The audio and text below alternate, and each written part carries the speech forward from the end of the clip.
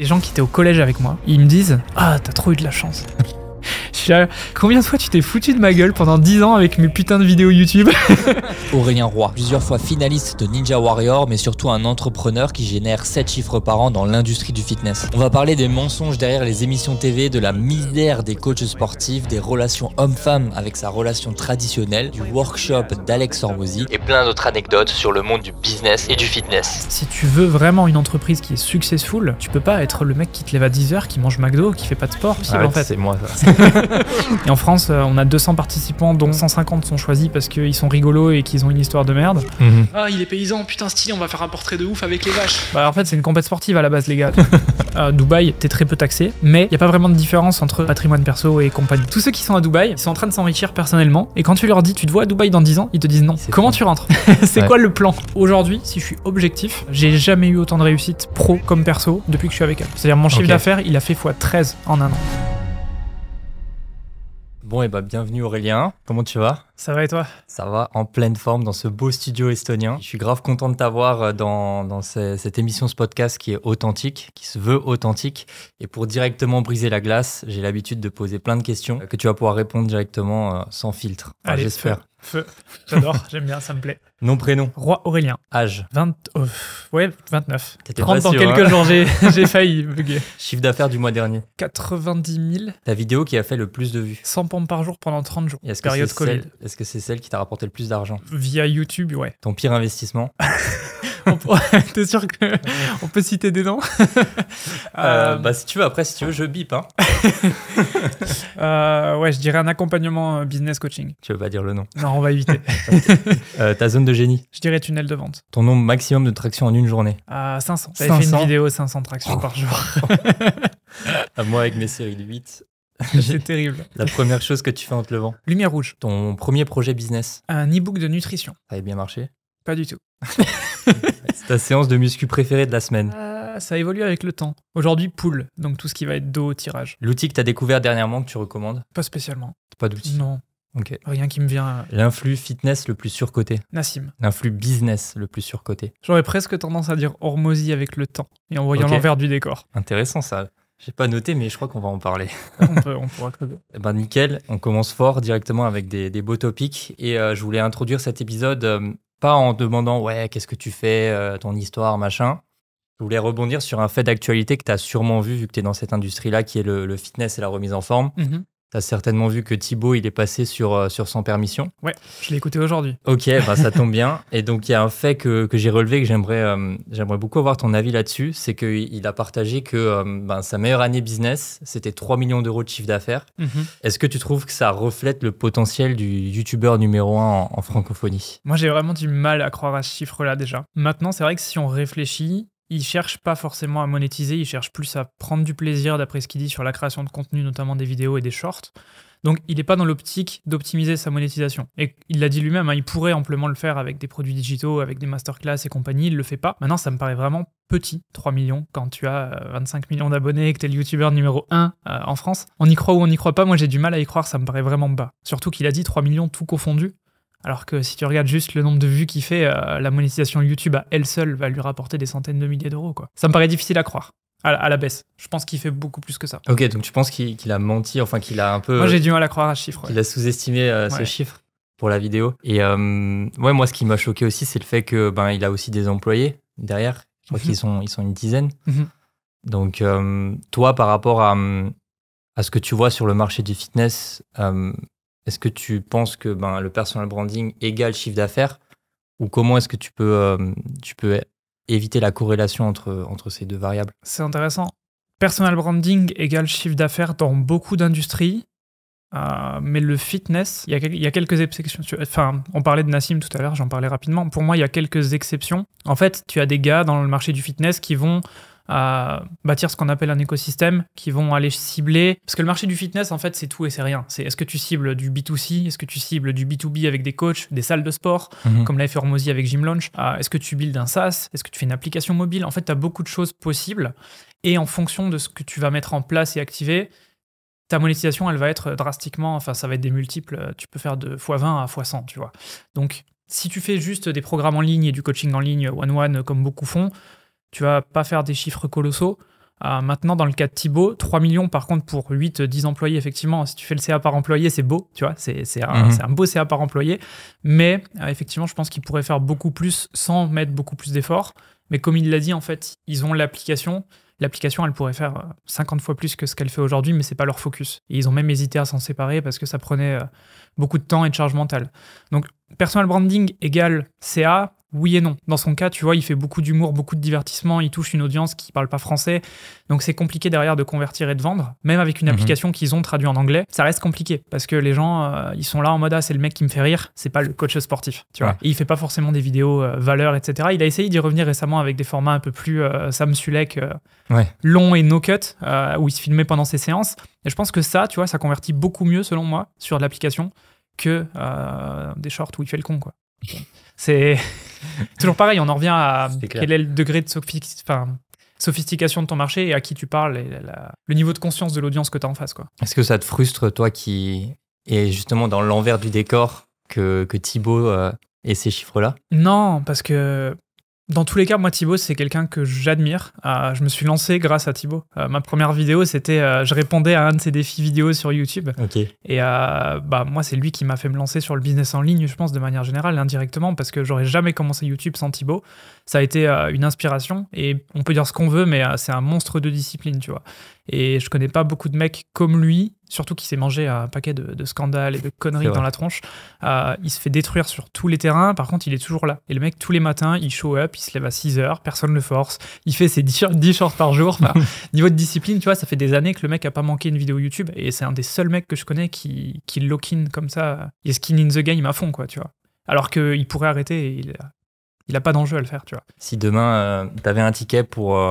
je sais pas d'ailleurs si tu as déjà échangé avec lui ou quoi, mais pour l'accompagner comme tu le fais avec d'autres personnes, est-ce que ça te challengerait, ça te chaufferait? Non, pas spécialement. D'accord.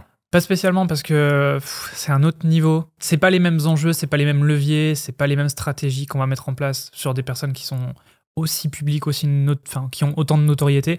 Et c'est pas aussi challengeant que justement en fait le coach sportif qui part de zéro et à qui tu peux changer sa vie, tu vois, en lui donnant juste les bons leviers. Parce qu'aujourd'hui, les coachs sportifs, moi j'ai été coach sportif, c'est des conditions de travail et de vie qui sont... c'est de la merde, tu vois, c'est pas un super métier, qu'on se le dise. En fait, c'est un métier où on va chercher la reconnaissance, la gratification, on change des vies, mais on n'est pas comme les infirmières, par exemple. T'as pas la reconnaissance que tu devrais avoir en face, quoi. Donc, pour enchaîner... tu as toujours gravité justement dans cette niche du fitness. Est-ce que tu peux un peu nous expliquer aujourd'hui les différents business que tu as aujourd'hui? J'ai entendu du Gymflix, du KiloCash. Ouais, c'est les deux principaux. C'est quoi un peu tes activités? C'est les deux principaux. Pour résumer, tu as KiloCash qui va être un peu plus niché. On va être sur de la perte de poids chez les femmes à la maison. Donc c'est vraiment niché pour le coup. Et tu as Gymflix qui là va être beaucoup plus broad, où on va cibler n'importe qui veut se mettre au sport, qui veut reprendre en main son alimentation, avoir une hygiène de vie. Les deux fonctionnent via une application mobile. KiloCash, c'est un système de challenge, et Gymflix, c'est un système d'abonnement.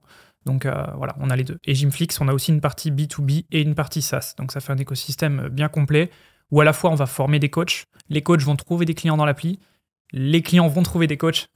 Donc en fait, on met le SaaS entre les deux, ça fait un bridge et ça permet à tout le monde de trouver ce qu'il veut, quoi. Ok, qu'est-ce qui t'a amené à construire ton business comme ça? Je pense que ça n'a pas commencé, tu l'as dit, tu étais coach sportif. Qu'est-ce qui t'a amené à atterrir là-dedans, dans le SaaS, dans l'application? Franchement, c'est une bonne question. Je pense que j'y suis arrivé malgré moi.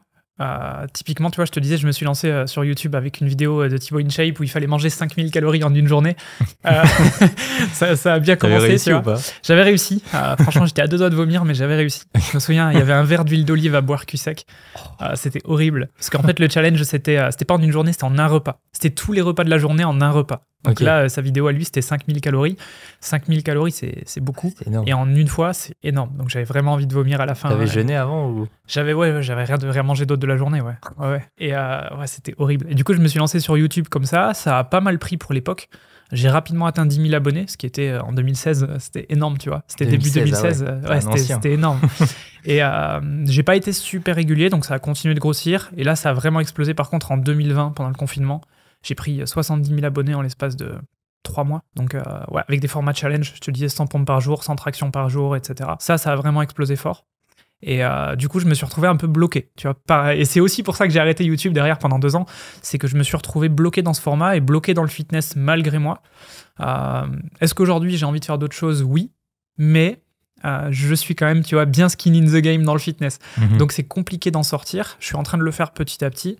Mais j'aurai toujours, je pense, la majeure partie de mes activités qui sera liée de près ou de loin au fitness. Ouais. Et du coup, quel a été le cursus au niveau plutôt entrepreneurial sur les produits, sur les services que tu as pu vendre au cours de ces 8 années? Ouais, 8 années, ouais. J'ai commencé à vendre en 2018. Donc, tu vois, j'ai fait du YouTube pendant 3 ans avant. Et j'ai fait mon premier e-book en nutrition. C'était un e-book de fou. J'en rigole aujourd'hui parce que c'est tout ce que je conseille de ne pas faire. C'est passer 4 mois à faire un produit pour qu'il soit parfait. Et je l'ai vendu 12 €. Tu vois, je m'en souviens. Ok, 12 €. Même pas 17. Non. Et à l'époque, je connaissais même pas tout ce qui était ClickFunnels, etc. J'ai fait un WooCommerce sur WordPress. J'avais galéré. J'avais tout appris moi-même avec des tutos à droite à gauche. Et j'avais mis en place cet e-book à 12 €. Et j'en avais vendu quelques-uns. Ça n'a pas été un franc succès. Je crois que j'en ai vendu une dizaine. Donc autant me dire que vu les mois d'investissement dessus, c'était pas rentable. Il faisait 120 pages. Je l'ai toujours aujourd'hui, tu vois. C'est une antiquité. C'est énorme. Et c'est marrant, ouais. Mais du coup, j'ai évolué sur des tunnels de vente ensuite. J'ai découvert ClickFunnels. Donc j'ai commencé à faire mes premiers tunnels de vente, tester des programmes, 47 €, 97 €, faire des programmes plus complexes, ajouter de la vidéo. Et en fait, j'ai évolué en même temps que le marché, si tu veux, avec les tunnels de vente. Et je suis arrivé en 2022, où j'en avais marre de vendre du one-shot et je voulais construire quelque chose de plus valuable sur le long terme. Je me suis dit, pourquoi je ne ferais pas un business à abonnement? Et en fait, je discutais avec un pote et lui, il avait, pour le fun, créé dans son espace membre, il était aussi dans le fitness, il avait créé dans son espace membre une bibliothèque de vidéos avec tous les exercices, en noir et en rouge. Et il me dit, regarde, on dirait Netflix. Et je fais, ouais, c'est un Netflix de la muscu. On pourrait l'appeler Gymflix. Et en fait, on rigolait de ça. C'était une blague à la base. Et je me suis dit, mais attends, mais en fait, pourquoi pas créer un Gymflix? Donc j'ai fait un TikTok et un réel que j'ai mis sur Instagram dans la foulée, en mode, moi sur un écran avec écrit POV, en train de créer un Netflix de la musculation, juste pour tester le marché, tu vois. Ouais. Et ça a fait genre 1 million de vues en 48 heures.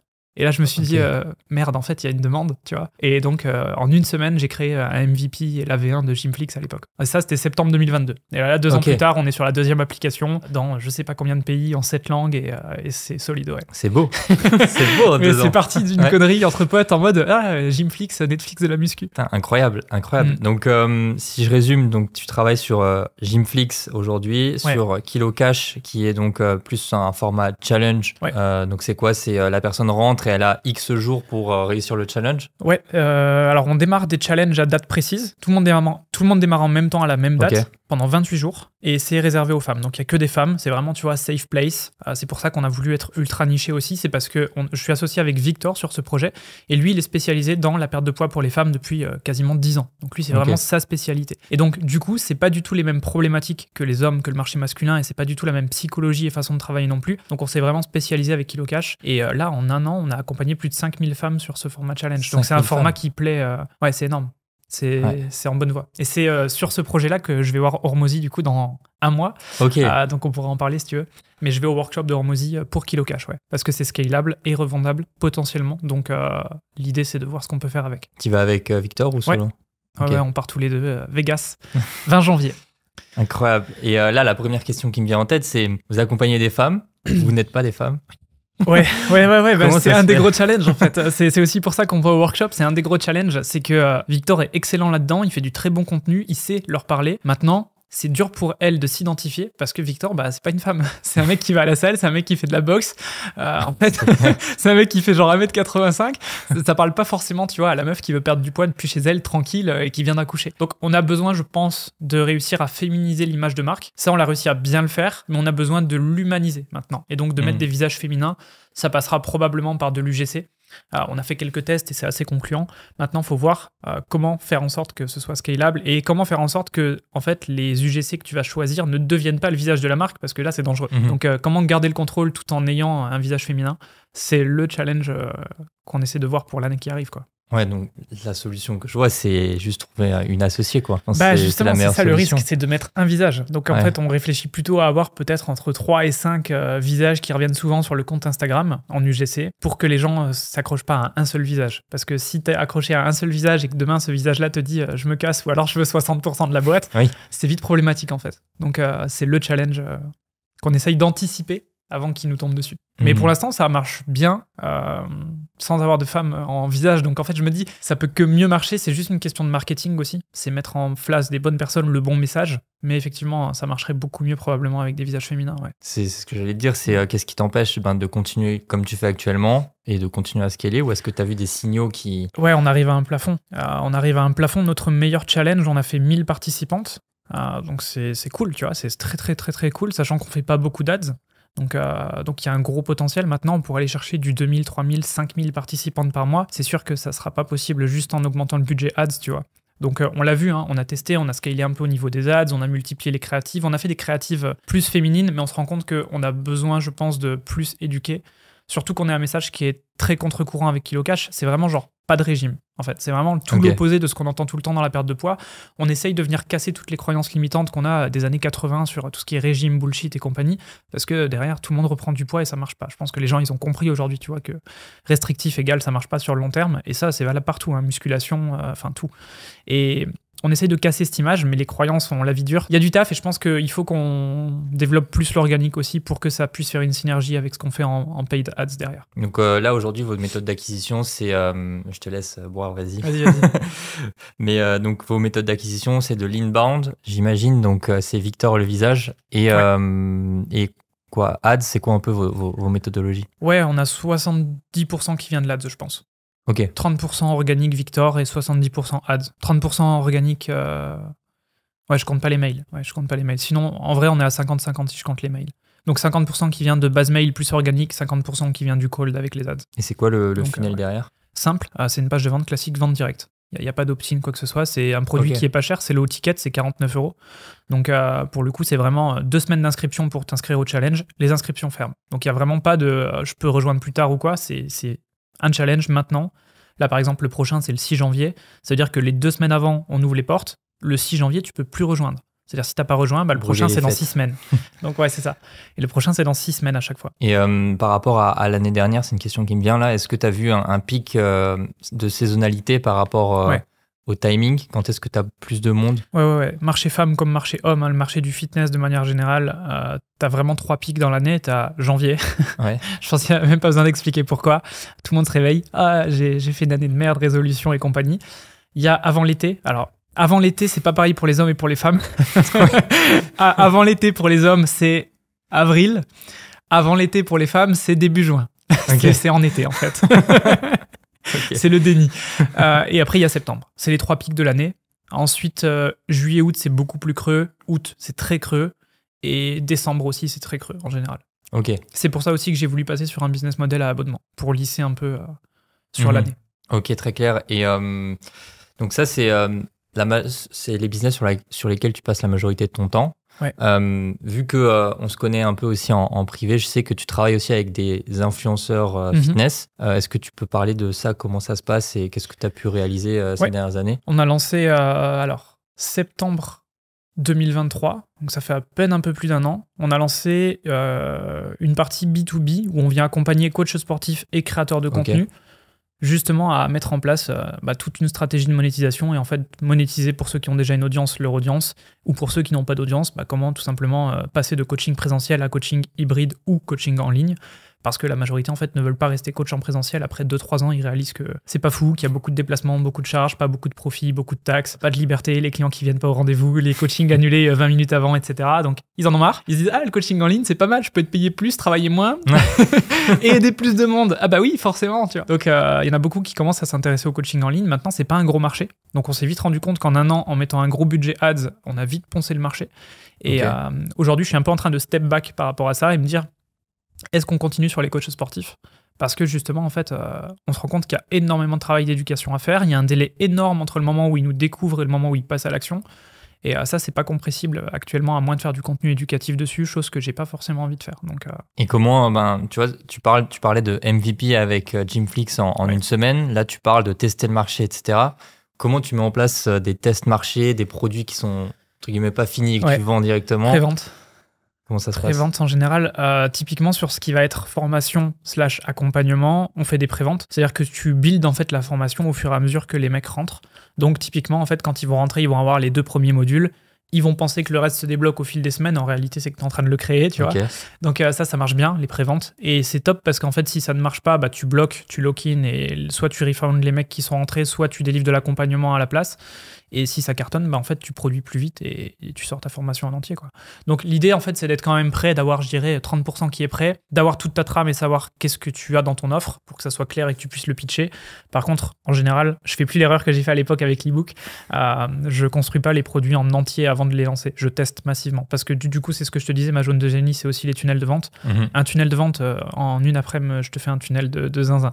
Donc, littéralement, aujourd'hui, avec l'XP plus tous les templates que j'ai, avec les centaines de tunnels que j'ai fait, en quelques heures, je peux sortir un tunnel vraiment cool, que ça soit de la VSL, du webinaire, de la vente, de l'opt-in, enfin, peu importe. Et du coup, c'est facile de tester quand tu peux faire ça, quoi. Surtout quand tu as la trésor pour faire des ads. Je fais des ads, je fais mon tunnel, je teste. Ça marche pas. En une semaine, on est fixé, tu vois. En 2 semaines, si c'est un webinaire et qu'il y a des appels de vente. Tester rapidement, je pense qu'aujourd'hui, c'est ce que j'ai appris durement ces dernières années. C'est la clé pour pas passer des mois sur un truc qui, en fait, soit ne marche pas, soit ne te plaît pas. Il y a ça aussi, hein, surtout. Il faut prendre du plaisir dans ce que tu fais. Donc, c'est pour ça que moi, j'aime bien tester rapidement les offres pour voir si, ok, est-ce que c'est vraiment ce à quoi je m'attendais? Est-ce que je kiffe travailler avec ces personnes-là? Et une fois que tu as ces réponses-là, est-ce que je continue? Comment? Et là, tu scales. Et quels sont les signaux qui font que tu recules sur le 3e business? Les coachs sportifs. Tout simplement le nombre, en fait, de coachs sportifs en France. On est à 20 000, 25 000 coachs référencés. Peut-être aller 30 000 si tu comptes les coachs en ligne qui sont pas forcément diplômés ou qui n'ont pas de carte pro. Mais ça reste un marché qui est très petit, quoi. On a fait plus de 2 millions d'impressions en ads. Si tu dis à 30 000 coachs, ils ont vu un paquet de fois ma tête. Tu vois. Donc après, c'est un marché qui... Ça se recycle, entre guillemets. Tu as des nouveaux coachs tous les ans, mais tu n'en as pas 10 000 tous les ans, en fait. Tu vois. Tu as peut-être entre 500 et 1000 nouveaux diplômés BPGEPS, entre 2 et 5 000 nouveaux diplômés STAPS. Enfin, t'en as pas énormément, en fait. Et surtout, en fait, sur tous ceux qui sont diplômés, il y en a combien qui vont vraiment être coach et pas se reconvertir directement? Parce qu'en fait, il y en a beaucoup qui se rendent compte pendant leur cursus, notamment BPGEPS, où tu fais que des cours collectifs, que, en fait, ça les dégoûte, tu vois. Et les mecs, à la fin de leur BPGEPS, sont en mode, j'ai plus envie d'être coach. Ok, donc le nombre, il est vraiment limité, quoi. C'est un marché qui est pas grand. T'as un potentiel aussi de scalabilité. Je pense qu'on a atteint très vite un plafond. On a rapidement atteint les 100 000 euros avec ce business-là, par mois. Mais je pense que c'est difficile d'aller au-delà. Je pense que... On pourrait pousser, mais on va avoir des coûts d'acquisition qui sont colossaux et au final, tu n'as plus du tout de profit, quoi, limite. Donc, est-ce que c'est intéressant? D'un point de vue business, pas forcément. Pas forcément. Et pourtant, j'ai de la LTV derrière. Ouais. On a l'accompagnement qui est un membership mensuel. On a l'application de coaching où ils peuvent coacher leurs clients. Là, c'est un SaaS. Malgré ça, ça a des coûts d'acquisition qui sont colossaux parce que c'est pas un gros marché. Et tu parlais justement de tester rapidement avec de la publicité.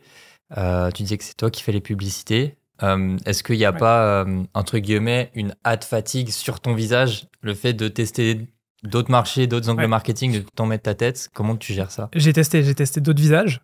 J'ai testé de l'UGC et j'ai testé aussi de la créa statique un peu plus axée SaaS pour tester différents angles. Pas seulement est-ce que tu es coach sportif, tu veux développer ton activité, webinaire, formation, mais plutôt tes coachs sportifs. Voilà un outil intéressant et donc l'angle SaaS avec l'application et c'est pareil.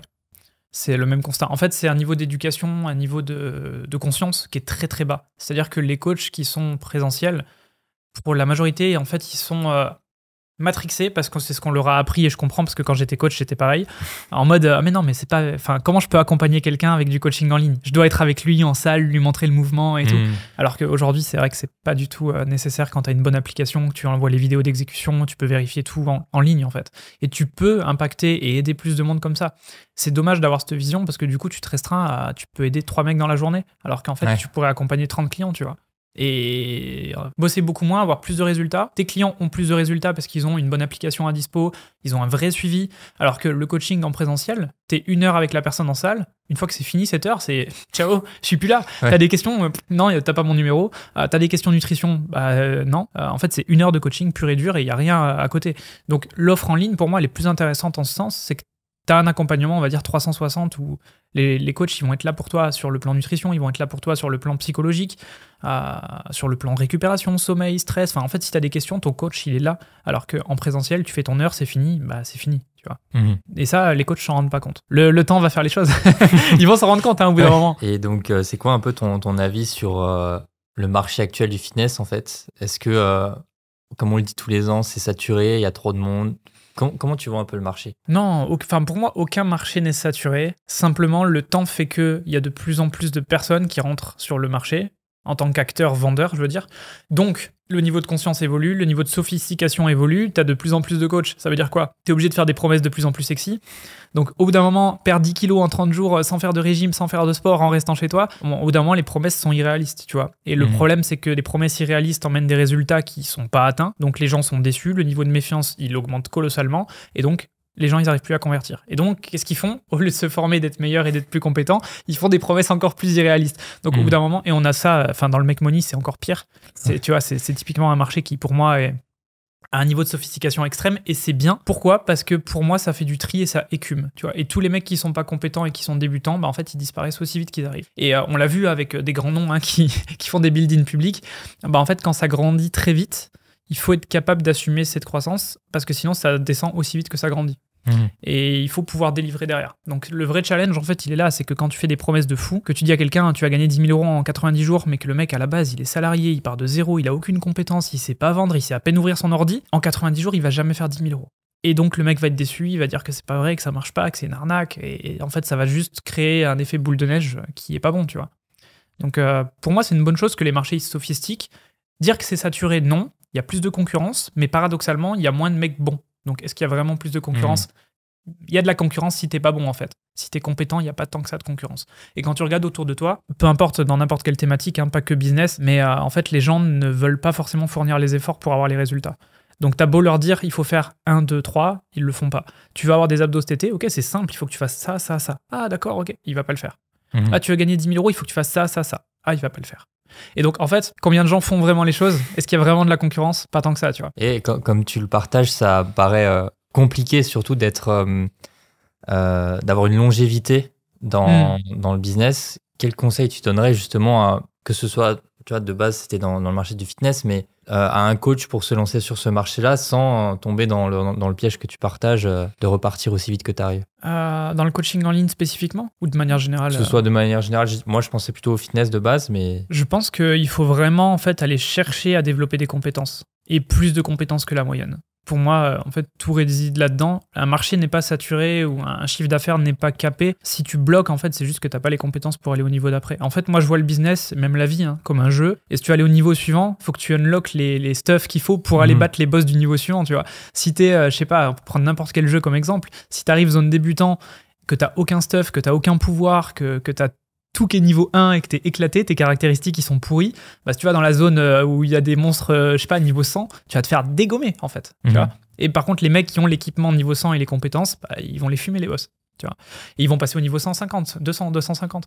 Donc en fait, pour moi, c'est exactement pareil dans le business, c'est que les gars qui arrivent sur le marché en faisant par exemple du business coaching alors qu'ils n'ont jamais eu de business, bah c'est compliqué parce qu'ils vont pas être capables de délivrer, ils vont pas être capables d'anticiper les problèmes que va rencontrer quelqu'un qui scale même pas qui scale, qui juste génère ses premiers 3 000 euros. Ok, c'est bien, tu génères tes premiers 3 000 euros, mais ça va générer d'autres problèmes. Tu vas dépasser le plafond de micro-entreprise, va falloir faire une société, c'est pas les mêmes stratégies, pas le même profit, qu'est-ce que tu vas mettre en place? Va falloir déléguer. Ok, maintenant tu arrives à 5 000, ah putain, tu vas avoir de la TVA, ah et donc ça réduit ton profit, ah ok, comment gérer ça? Ah il faut une autre offre, ah il faut ça. Et en fait, atteindre un objectif, ça débloque juste des nouveaux problèmes. Le problème, c'est que les gens qui forment ces gens à arriver à ces objectifs sont pas conscients de ces problèmes. Donc du coup, ils n'arrivent pas à délivrer. Donc pour moi, c'est juste une question de compétence. Quelqu'un qui veut durer, il faut pas essayer d'être greedy, il faut pas chercher à faire 10 000 euros en 90 jours. Il faut chercher à avoir les compétences qu'il faut sur quelque chose qui te fait kiffer et qui te passionne, pas... rejoindre le Make Money parce que tout le monde pense que c'est le marché. D'ailleurs, on peut en parler, mais pour moi, c'est un des pires. Tout le monde pense que en fait, ouais, c'est un marché facile, c'est celui où ça fait le plus d'argent. C'est pas vrai. Hein. Venez dans le marché de la santé, vous allez voir, ça fait plus d'argent. Non, mais en vrai, t'as 3 marchés, t'as santé, argent, relation. De manière générale, santé et relations font infiniment plus que le Make Money. Tu vois. Et je vois beaucoup d'acteurs du Make Money autour de moi. Combien dépassent les 100 000 euros par mois? Il y en a très peu en réalité. Combien dépassent plusieurs 5-10 millions par an dans le dev perso? Il y en a beaucoup. Tu vois? Parce qu'en fait, c'est des problématiques qui vont toucher plus de monde, qui sont intemporelles et qui sont réalistes. C'est-à-dire que le gars qui n'a pas confiance en lui, que tu vas aider à développer sa confiance en soi, mieux parler en public, ou alors de la séduction. Il y a une infinité d'exemples. Bah, en fait, c'est des problématiques réelles que des millions de personnes rencontrent. Donc aussi, c'est pas la même taille de marché. Parce que les mecs qui veulent lancer un business, il n'y en a pas tant que ça en réalité. Beaucoup veulent juste faire quelques euros en plus sur leur salaire, veulent pas lancer un business et avoir les responsabilités qui vont avec. Donc, en fonction de à qui tu t'adresses et du marché que tu veux cibler, il y a des niveaux d'objectifs à atteindre qui sont différents. Mais je pense que le make money, pour moi, est un des pires marchés. Et les gens sont matrixés parce qu'on voit que ça sur les réseaux, mais je sais pas ce que toi t'en penses, mais pour moi, c'est pas le marché le plus lucratif pour moi. Je suis d'accord avec toi sur le fait qu'il y a un delta qui est énorme entre déjà ce qu'on voit sur les réseaux sociaux et la réalité sur le bilan comptable. Déjà, certes sur le chiffre d'affaires, mais surtout sur la marge nette derrière. Sur le profit. Je le vois avec, par exemple, mon agence. Tu vois, c'est bien, on fait du 180, 200 000 euros par mois de chiffre d'affaires. Mais derrière, on a une vingtaine de personnes à rémunérer. On a des décalages de trésorerie, on a des impayés, etc. Ce qui fait que finalement, tu sors une marge à 15-20%. Et c'est un niveau de stress, c'est un niveau de complexité qui est énorme derrière. Le ratio charge mentale profit, il est colossal. Et dans le marché de l'infopreneuriat également, vu que nous, on est au quotidien... on sorte à ce genre de profil au quotidien. Donc, il y a un delta qui est énorme. Et la question que je me posais, c'est du coup, toi, avec toute l'expérience que tu as sur ces 8 dernières années, t'es jamais venu à l'idée de justement aller sur cette verticale qui est le make money? Si. Ça, ça me démange. Surtout quand je vois le niveau de compétence, en fait. C'est ça, c'est que quand je vois le niveau de compétence moyen, j'ai très envie. Maintenant, ça serait, je pense, une perte de focus. Et si tu veux mon avis de manière honnête, j'ai acheté une marque et un nom de domaine en 2019 qui s'appelle Ciao Patron. Ok. Donc tu vois, il est super stylé le nom. Et juste parce qu'il est stylé et que même... En fait, juste le nom, il parle. Le problème de ce nom-là, c'est qu'il s'adresse à des gens qui sont salariés. Donc en fait, c'est du 0 to 1. Et le problème du 0 to 1, à cause de ce que je te disais ces dernières années, c'est qu'il y a eu tellement de promesses irréalistes que venir se mettre en face de... Il y a combien? Il y a des centaines de business coachs maintenant en France, des milliers. Ils ont tous la même promesse. C'est 10 000 € en 90 jours sur Instagram. Ils ont tous la même bio. Ils ont tous la même VSL. Ils ont tous le même tunnel de vente. Ils ont tous la même formation. Par les Exactement. Et en fait, personne ne gagne dans l'histoire. C'est qu'il n'y en a pas un d'entre eux qui gagne 10 000 € eux-mêmes, tu vois. Donc, non, moi, ça m'intéresse pas forcément d'aller compete avec ces mecs-là parce que je pense pouvoir faire plus dans ce que je fais et ça m'anime beaucoup plus aussi. Et en fait, accompagner aussi des gars qui partent de zéro, ça me chauffe moins dans le sens où c'est plus un travail de psychologue et de mindset qu'un travail de je t'apprends la vente et je t'apprends à faire des offres, en réalité. C'est vraiment, je dois changer tout ton paradigme de on passe de salarié à j'échange mon temps contre de l'argent à je crée de la valeur et je délaye le moment où je vais gagner de l'argent. Et ça, c'est compliqué à expliquer à quelqu'un qui sort du salariat. Parce que le mec qui sort du salariat, il bosse 30 jours pour avoir son salaire à la fin du mois.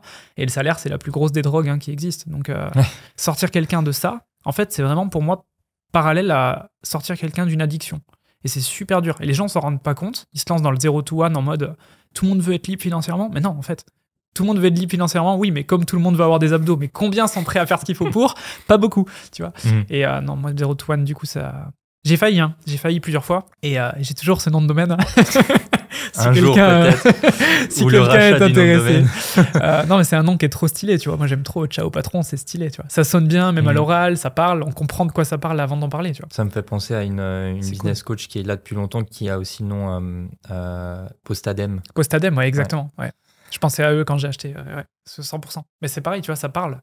Mais, tu vois, Postadem, ça fait 10 ans peut-être que ça existe. C'est pas ça fait pas un chiffre énorme, quoi. Longévité, mais c'est pas une boîte qui m'inspire, quoi, tu vois. Et tu parlais du 0 to 1, mais est-ce que le 10 to 100, quelque chose qui te challengerait? C'est un peu ce que je fais avec le peu de personnes que je prends en mentoring. Quand on m'en parlait, les créateurs de fitness, etc. Par exemple, on peut citer Flequinho, tout le monde sait qu'on bosse ensemble. Ça fait 3 ans qu'on l'accompagne. En fait, on l'a accompagné, il était prof de PS, il monétisait pas du tout son audience, il avait absolument rien créé de payant en ligne. Et c'est ce que je te dis, en fait, il y a eu un gros travail de lui montrer ce qui était possible, tout en faisant en sorte que ça reste aligné avec sa personne et ses valeurs, tu vois, ça c'est très important, et que ça promouvoit les messages qu'il a envie de promouvoir. Et au final, aujourd'hui, on est arrivé à faire des trucs vraiment cool. Il a quitté son taf de prof de PS, il vit depuis 2 ans pleinement des réseaux, et on fait que faire croître l'entreprise, donc c'est cool. Il y a de beaux potentiels d'évolution encore. Et en fait, c'est plus kiffant de travailler avec très peu de personnes comme ça, qui sont vraiment passionnées par ce qu'elles font, et pas juste passionnées par le fait de faire de l'argent, en fait. Et c'est pour ça que faire du 0 to 1 ou du make money, en fait, le problème, c'est que les mecs qui viennent vers toi, ils viennent parce qu'ils veulent faire de l'argent. Mais ils savent pas pourquoi. Et tu leur dis, mais tu vas faire quoi avec 10 000 € en plus? C'est ça, tu vois. Non, moi, ça m'intéresse pas, tu vois. Enfin, moi, tu vois, si je vis pas à Dubaï et si je vis en Estonie, c'est une des raisons. C'est que tout ce qui est Lambo, bling bling et tout, enfin, money driven, en fait. Moi, je suis pas money driven. Aujourd'hui, je fais des business pour le challenge plus qu'autre chose et pour le kiff de réussir à venir résoudre des problématiques et aider des personnes qui auraient pu être moi du passé, en fait. D'où l'expérience qu'on a fait aussi sur les coachs, c'est que j'ai repensé à, putain, moi quand je bossais en salle de sport, / hôte d'accueil, tu sais, c'était un polyvalent, tu nettoies les douches, tu fais les contrats, tu fais les résiliations, tu fais les visites de la salle de sport. Mais des fois, tu spots une barre de DC. Et des DC. fois, t'as de la chance de donner quelques conseils de muscu, mais en fait, t'es là pour ça à la base. Et ça devient 5% de ton taf, donc ça dégoûte, tu vois. Ouais. Et je suis resté 1 an là-dedans et j'ai dit, c'est bon, j'arrête, tu vois. C'est pas ce pourquoi j'avais signé. Donc je me suis dit, j'ai envie de faire un truc pour les coachs sportifs. Et je suis très content. Hein. On a fait vraiment un beau produit. L'académie, elle est solide. On a un coaching toutes les semaines. C'est solide. Mais, je sais pas. J'y trouve pas le fulfillment que je cherchais, en fait. Tu vois, c'est vraiment en termes de fulfillment. Je suis content de ce qu'on a fait. Maintenant, j'ai pas plus envie que ça de continuer, tu vois. T'es pas drivé par l'argent, mais qu'est-ce qui te drive? C'est la question de ces derniers mois de ma vie. C'est vraiment, tu vois, cette recherche. Non, mais c'est intéressant. Je pense qu'on se pose tous la question, surtout quand on entreprend et qu'on a fait assez d'argent. On se dit, OK, maintenant que l'argent, c'est plus une question, est-ce que j'ai envie de continuer à faire ce que je fais? Est-ce que j'ai envie de développer des projets plus passion? Est-ce que j'ai envie, je sais pas, de faire une association, d'ouvrir des écoles? Enfin, tu vois, il y a plein de choses possibles. Et moi, je me pose vraiment la question de, OK, qu'est-ce qui me rend vraiment heureux? C'est pas une question facile. Hein. Très dur, ouais. Je sais pas si toi, tu t'es posé la question de, OK, est-ce que dans 10 ans, tu dois faire la même activité qu'aujourd'hui? 100% non. Voilà, tu vois, voilà. Mais c'est une question qui est très compliquée. Et je pense que surtout, ce qui te rend heureux, c'est pas quelque chose de figé. C'est quelque chose qui évolue avec le temps. Là où, comme tu le disais, le 0 à 1, moi, je me rappelle avoir fait un exposé en DUT où j'avais mis une Lamborghini en gros et mon objectif, c'était la Lamborghini, faire l'Olympia, etc. Tu vois. Okay. Et non, mais ça évolue avec le temps et en fonction des barrières que tu casses. Et aujourd'hui, moi, c'est un peu comme toi, c'est trouver quelque chose qui me drive, un projet qui, certes, génère du cash, mais qui aussi me fait kiffer au quotidien, en fait. Mais c'est un challenge. C'est un vrai challenge parce que aujourd'hui, je pourrais avec les skills que j'ai, je pourrais lancer Ciao Patron par exemple et rajouter un 100 000 € par mois facilement. Est-ce que je serais plus heureux? Je pense que les gens qui nous regardent, c'est un peu frustrant. Ouais, c'est horrible. Non, facilement, je m'entends. Facilement avec les 10 ans d'expérience que j'ai derrière. En fait, c'est toujours pareil. Hein. Tu prends l'image moi, je donne tout le temps l'image du plombier qui vient réparer ta chaudière. Les gens, ils hallucinent avec ça, mais ça va parler du coup plus. C'est vrai que 100 000 € facilement, ça peut paraître insolent, mais c'est pas ça que je veux dire. C'est qu'en gros, le plombier qui vient réparer ta chaudière et il te dit c'est 1 000 €. Il a mis 10 minutes à la réparer et toi, tu lui dis mais 1 000 € pour 10 minutes? Et non, il te dit bah non, c'est 10 € pour les 10 minutes. Par contre, c'est 990 € pour les 10 ans qu'il m'a fallu à apprendre à faire ça en 10 minutes. Et là, tu dis ah ouais, ok, tu rationalises. Et c'est ça, en fait, c'est que, oui, je dis 100 000 € facilement parce que je suis capable de faire, avec les équipes que j'ai et les compétences que j'ai, un produit, un tunnel de vente et des pubs et lancer en 1 semaine. Et on sait rapidement corriger, trouver les contraintes et, OK, faire en sorte que ça marche bien. Maintenant, comme je dis, c'est ajouter 100 000 €, ça va faire quoi, tu vois? Je vais manger la même chose, je vais dormir pareil. Je vais aller faire mon sport le matin, ma lumière rouge, mon café, ça va pas changer ma vie.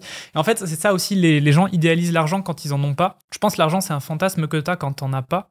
Et quand t'en as, tu commences à te dire, OK, en fait, l'argent, il peut plus me servir à racheter du temps qu'autre chose. Et je pense qu'il y a plusieurs niveaux quand t'entreprends. C'est que quand tu commences, même avant d'entreprendre, hein, tu échanges ton temps contre de l'argent.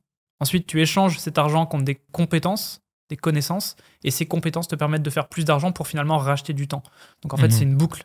Et pour moi, c'est ça les 3 niveaux quand dans la vie, en fait. Hein. Même si tu n'entreprends pas, tu peux être salarié, très bien payé, et buy back ton time, pareil. Hein. Donc investir et faire en sorte d'être libre derrière. T'en es où dans cette quête de trouver un peu ce qui te ferait kiffer? C'est compliqué. Hein. C'est une longue quête. Là, t'es niveau 0.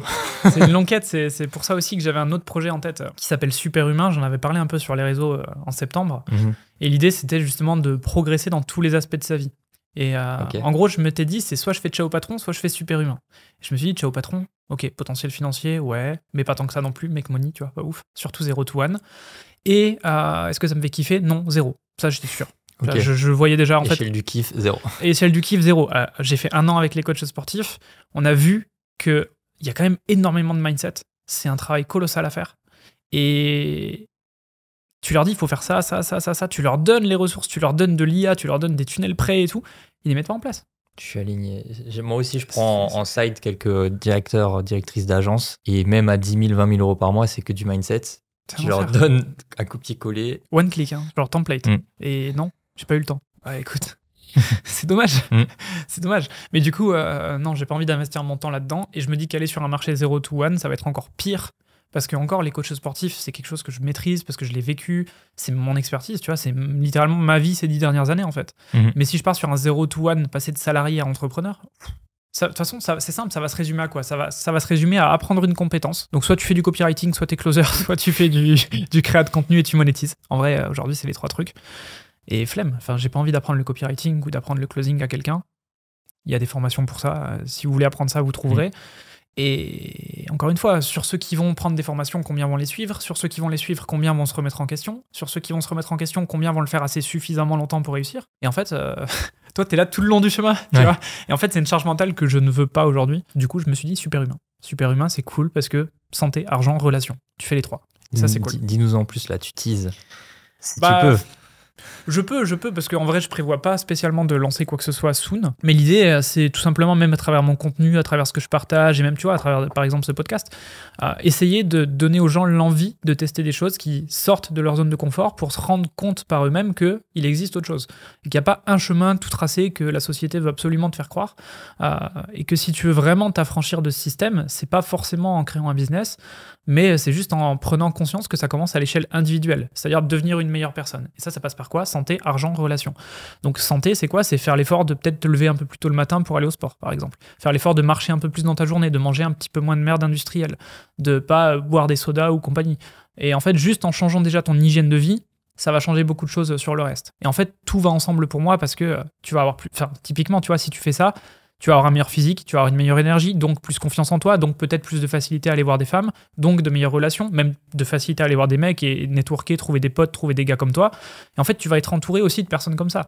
Donc ça va avoir un effet boule de neige dans ta vie qui est colossal, et donc forcément, ça va aussi engendrer l'effet argent derrière. Tu auras des meilleures opportunités, les gens te feront plus confiance. Quand tu rentres dans une pièce, tu seras pas le mec en mode « Ah, c'est qui lui ?» Tu seras en mode « Ah, putain, stylé !» Il est stylé ce mec, comment tu t'appelles et tout, tu fais quoi dans la vie? En fait, tu crées des dynamiques qui sont différentes, tu provoques ta chance. Et ça commence par des petites actions à l'échelle individuelle. Donc les gens qui veulent juste s'améliorer dans leur vie, en fait, ça commence par juste faire une action, déjà de plus que hier, et se dire qu'est-ce que je peux faire, qu'est-ce que je peux changer dans ma vie qui peut m'aider à avancer. Même 0,1%. Quand t'en parles, t'as l'air vraiment drivé, bah ouais, passionné. Parce que moi, ça m'énerve. C'est un sujet qui m'énerve. Mais moi, c'est mes potes de collège. Je sais pas si toi, c'est pareil, mais putain... Les gens qui étaient au collège avec moi, ils me disent « Ah, t'as trop eu de la chance. » Je suis là, combien de fois tu t'es foutu de ma gueule pendant 10 ans avec mes putains de vidéos YouTube?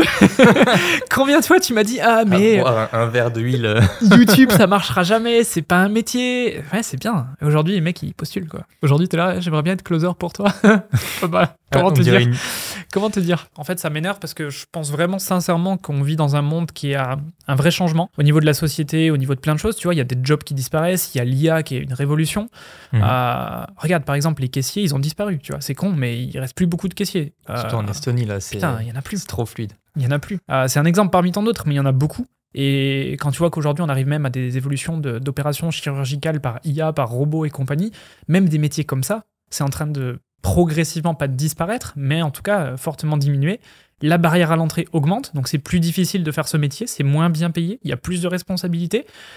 Et en fait, les métiers comme à l'époque docteur, avocat, etc., qui demandent vraiment dedication et de sacrifier 10 ans de ta vie pour des études hyper longues, pour au final un taf où tu vas travailler énormément, avoir un bon salaire, oui, mais te prendre des taxes colossales. Enfin, aujourd'hui, un docteur qui charbonne et qui fait beaucoup d'heures, un docteur généraliste, il fait quoi, entre 12 et 15 000 bruts? Il lui reste 7 000 à la fin du mois, en net. Il se fait défoncer. 7 000 pour soigner des patients malades toute la journée et passer 10 heures dans un cabinet par jour. Enfin, moi, c'est pas la vie que je veux, tu vois. Alors qu'aujourd'hui, il y a des mecs qui se font 7 000 € sur TikTok à 15 ans, quoi. C'est clair. Tu vois. Et donc là, tu rationalises, tu dis, bah en fait, soit j'évolue avec mon temps, soit je manque le train une fois de plus. Et moi, ceux qui manquent le train, honnêtement, je les plains parce que là, dans 5 ans, 10 ans, c'est encore pire, je trouve, que manquer le train du digital en 2015 ou en 2020. Parce que, ouais, vous avez peut-être manqué la vague e-commerce, formation, infoproduits et compagnie. Mais alors là, la vague IA, pour moi, elle va vraiment supprimer un paquet de métiers. Et aujourd'hui, c'est intéressant parce que du coup, toi, tu es sur ce segment-là. La seule chose qui, pour moi, ne peut pas être remplacée par l'IA, c'est toi, en fait. Donc c'est le personal brand. Et c'est pour ça qu'il y a de plus en plus de gens qui se focusent sur développer leur personal branding, parce qu'ils ont compris qu'on avait même des outils d'IA qui faisaient du setting, du closing, du cold call, etc. Même des sales teams, elles commencent à être remplacées par l'IA, tu vois. Alors que c'est le métier le plus humain qui soit. Et donc là, tu dis, ok, en fait, le seul truc qui peut pas être remplacé, c'est l'humain. Mais l'humain qui a vraiment un rôle et une valeur ajoutée irremplaçable. Le caissier, typiquement, c'est pas son cas, tu vois. Bah, boum, robot. Et il y en a des tonnes, des métiers comme ça. Donc pour moi, les gens qui veulent résister au changement et qui sont dans la résistance au changement, dans j'ai peur d'aller vers l'inconnu, en fait, c'est l'inconnu va venir à vous, que vous le vouliez ou pas, et il va vous rouler dessus. Subir, ouais. Et ils vont vraiment subir fort. Et qu'est-ce qui t'empêche là de lancer Superhumain, de focus sur ce projet-là? Aujourd'hui, c'est le format. Je suis vraiment limité par le format dans le sens où... Alors, c'est une croyance, 100%. C'est manque de compétences, tu vois. Si je suis honnête avec moi-même, je prône ce que je prône ce que je dis et je dis ce que je prône. C'est que je pense je clairement manque de compétences. Je ne vois pas comment délivrer le format idéal pour ce que je veux faire. Parce que, comme je te dis, il y a un travail colossal de mindset, mais ça passe pas par des vidéos de formation, les gens les regardent pas. Et le format formation classique m'intéresse pas. J'y trouve pas de fulfillment. Tu vois, j'aimerais bien un hybride avec du physique, des événements, du présentiel. Et le problème, c'est que ça a aussi ses limites. Tu peux pas avoir... Enfin, tu peux, hein, c'est des croyances, tu vois, mais c'est dur de faire 5000 personnes dans une salle, quoi. Ouais. Et si tu as 5000 personnes, tu as d'autres problématiques. Est-ce que tu peux avoir le même niveau d'impact? C'est difficile. Clair. Et je prends des exemples qui me parlent beaucoup. Max Piccini, tu vois, David Laroche, Tony Robbins. En fait, c'est ce délire-là de conférence à grande échelle. Moi, je trouve ça impressionnant parce que les mecs arrivent à avoir un impact sur chaque personne dans la salle via des individualités. C'est ça que je trouve fou et que c'est magnifique dans l'humain, c'est que tout part de l'échelle individuelle. Tu as une personne qui a une problématique et il va prendre one-to-one cette personne, discuter comme s'il y avait que eux dans la salle alors qu'il y a 3000 personnes autour, et il va être là en mode tac, tac, tac, tac, tac, et là, tout le monde va en tirer quelque chose. Et ça, je trouve ça ouf, tu vois. Mais ça, je trouve pas comment le reproduire à une échelle intéressante sans que moi j'y mette trop de temps ou de charge mentale ou que j'ai à faire des événements par-ci, par-là ou des choses que j'ai pas envie de faire. Donc j'essaye de trouver le format idéal qui me ferait kiffer pour faire ça. Pas juste une formation, tu vois. Je pense que dans n'importe quelle façon typologie de business, il n'y a pas que du 100% kiff, il y a forcément des zones où c'est un peu moins challengeant et kiffant au quotidien. Donc c'est un choix à faire, effectivement. Ouais, je pense que tu as avantages, inconvénients comme le lieu de vie. On en parle beaucoup, parce qu'on nous pose beaucoup de questions sur l'Estonie. Je sais pas si toi aussi, mais moi, on m'en pose beaucoup. Pourquoi l'Estonie, etc. Il fait froid, c'est la Russie. Les gens, ils connaissent pas. Ils savent même pas le mettre sur la carte. C'est clair. Mais ouais, c'est avantage, inconvénient, en fait. C'est qu'est-ce qui, toi, te convient en termes d'avantages, inconvénients. Tu parlais justement de Hormozi, du fait qu'il est surcoté, mais surtout que tu vas le voir d'ici un mois. D'ailleurs, je pense que tu l'auras vu quand l'épisode sortira. Qu'est-ce qui fait que justement tu te dis qu'il est surcoté? Quelle réalisation tu as eue? J'ai envie de te dire, est-ce que tu es content d'avoir pris ce ticket quand même? Ouais, je suis très content d'avoir pris ce ticket. Alors, j'ai pas encore été à l'événement, donc pour l'instant, je suis très content d'avoir pris ce ticket. J'ai hâte de voir ce que ça va donner sur place, mais je sais, en fait, encore une fois, responsabilité individuelle, je sais avec quelles questions je vais à l'événement. Donc, c'est ma responsabilité d'aller chercher les réponses que j'attends. Si tu y vas sans question, ou avec des questions de merde, tu auras des réponses de merde, ou tu n'auras pas de réponse. Et donc là, tu ne seras pas content de l'événement, mais ça sera de ta faute en réalité. Donc moi, j'y vais vraiment en me disant, ok, j'y vais sans croyance, par contre, j'y vais avec certaines questions. Et je sais quelles problématiques je veux résoudre. Donc je peux difficilement, je pense, être déçu, dans le sens où j'arrive avec question A, je vais avoir réponse A, tu vois. Par contre, là où je trouve qu'il est surcoté, alors il est excellent, la manière dont il vulgarise du contenu, tout ce qu'il a bâti et tout, c'est juste super inspirant, respect de ouf, sinon j'irai pas, typiquement. Mais j'ai un doute sur comment il a vraiment fait sa fortune, tu vois. Et plus j'avance dans le processus d'onboarding du workshop, plus je me questionne sur investit-il réellement dans des business, tu vois. Je me demande s'il fait vraiment de l'acquisition. Au final. Et je suis pas le seul à me poser la question. J'ai discuté avec quelques gars qui ont été au workshop. Et est-ce qu'il investit vraiment dans les business ou est-ce que c'est de l'upsell game? Question mystère à élucider. Est-ce que c'est la question que tu vas lui poser? Non, moi je sais que l'upsell ne m'intéresse pas d'avance parce que c'est pas mon but. En fait, ce qu'il propose en upsell, c'est de revenir 6 mois après en ayant mis en place certaines stratégies qu'il te dit de mettre en place. Et en gros, il te vend ça comme un ticket de peut-être on investira dans ton business, tu vois. Donc, c'est pour ça que je trouve ça un peu shady, tu vois, en mode on te fait croire que... Et il investit dans aucun business quasiment qui ont été là-bas, quoi. En tout cas, à ma connaissance, il n'y en a aucun chez qui il a investi. Et on ne connaît pas publiquement une seule boîte dans laquelle il aurait investi à part Skool. Donc, lui, son but, en fait, c'est quoi? C'est de mettre des utilisateurs sur Skool pour faire son exit à 1 milliard, tu vois. Objectivement. Probablement. Et Donc, il va le faire. C'est possible, c'est très bien parti. Ok, très intéressant. Donc ouais, tu l'as dit que tu vas uniquement pour le business Kilo Cash, c'est ça? Et justement, par rapport à ça, j'ai identifié donc 3 activités sur lesquelles tu travailles aujourd'hui. Est-ce que c'est pas compliqué de gérer 3 activités différentes et de diluer ton focus au quotidien? Est-ce qu'il n'y a pas aussi, vu que tu es associé sur certaines activités, un conflit d'intérêts? Comment tu gères ça? Alors, conflit d'intérêt, non, parce que du coup, Kilo Cash est niché, donc ça pose pas de souci que j'ai Gymflix à côté. Ok. En plus de ça, récemment, quand je te dis récemment, c'est très récent, c'est quelques jours là, avant ce podcast, on est passé sur la même infrastructure que Gymflix. Donc en fait, maintenant, je vais faire la même application pour Gymflix et pour Kilo Cash. Je vais profiter de ce que j'ai bâti avec Gymflix pour utiliser cette tech pour Kilo Cash, mais en ayant justement des features différentes, nichées, adaptées à ce qu'on veut cibler comme profil, et qui vont répondre à certaines attentes que j'ai pas sur Gymflix par exemple. Donc Gymflix, on va garder ça comme un outil de coaching, comme un outil mass market pour que n'importe qui veut faire du sport puisse l'utiliser. Kilo Cash, ça sera vraiment pour les femmes qui veulent perdre du poids à la maison. Tu vois, on va pas faire des programmes de sport, on va pas faire il y en a plein des applications de fitness, mais on va pas faire il y a quoi? Il y a Freeletics par exemple, tu vois, avec plein de programmes, plein de marchés et plein d'avatars. C'est pas ce que j'ai envie de faire. C'est 400 coachs. Ouais, 400 coachs. Ouais, non, c'est pas, ça me chauffe pas. Je veux vraiment qu'on soit niché, et parce qu'en fait, encore une fois, il y a ce côté fulfillment aussi. C'est vraiment, on est bon dans ce qu'on fait, on a un produit qui plaît, on a un niveau de rétention de fou, recommandation de dingue sur le challenge. Donc en fait, on veut réussir à aider le max de femmes qu'on peut. Et en fait, on se mettrait une balle dans le pied de venir essayer d'aider les hommes avec le même système, en fait. Tu vois, c'est adapté pour les femmes, on reste sur les femmes. Et à l'inverse, j'ai Gymflix qui lui est plus pour les hommes, 85% d'hommes sur l'application. Donc tu vois, ça pose pas de conflit d'intérêt à ce niveau-là. Et c'était quoi ton autre question du coup? C'était du coup comment tu gères ton focus. Multifocus. Et quand je parlais de conflit d'intérêt, c'est ouais, mais tu bosses pas à 100% sur mon projet. Est-ce qu'il y a un conflit d'intérêt en ce sens? Moi, par exemple, c'est un cas que j'ai eu personnellement. Ok, non, dans le sens où vraiment je suis fair et je suis vraiment. En fait, je suis all-in. Je suis vraiment skin in the game sur les deux. Et Gymflix tourne en quasi automatique aujourd'hui, donc je mets quand même quasiment tout mon temps. T'es tout seul sur Gymflix? Je suis tout seul sur Gymflix, ouais. Okay. Et je mets quasiment tout mon temps sur Kilo Cash. Donc ouais, non, ça pose pas de souci. Non, à ce niveau-là, il n'y a pas de souci. On s'entend bien et on est raccord sur ça.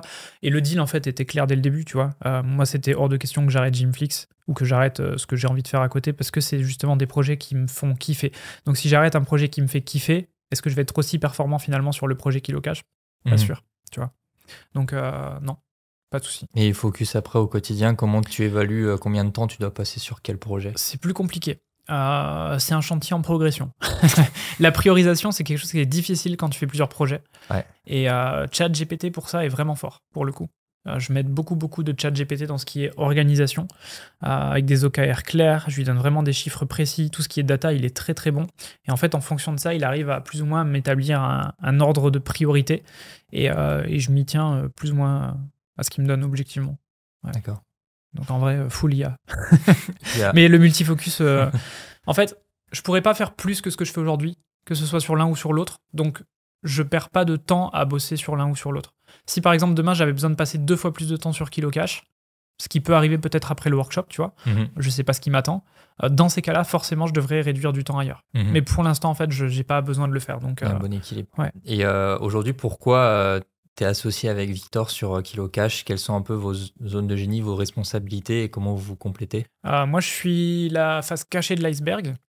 Donc en gros, je vais être la partie back-end. Je vais faire en sorte que le produit soit bon, que tout fonctionne, qu'on ait une app de fou, que le marketing soit bon, qu'il y ait de la rétention. Je vais gérer tout ce qu'on ne voit pas.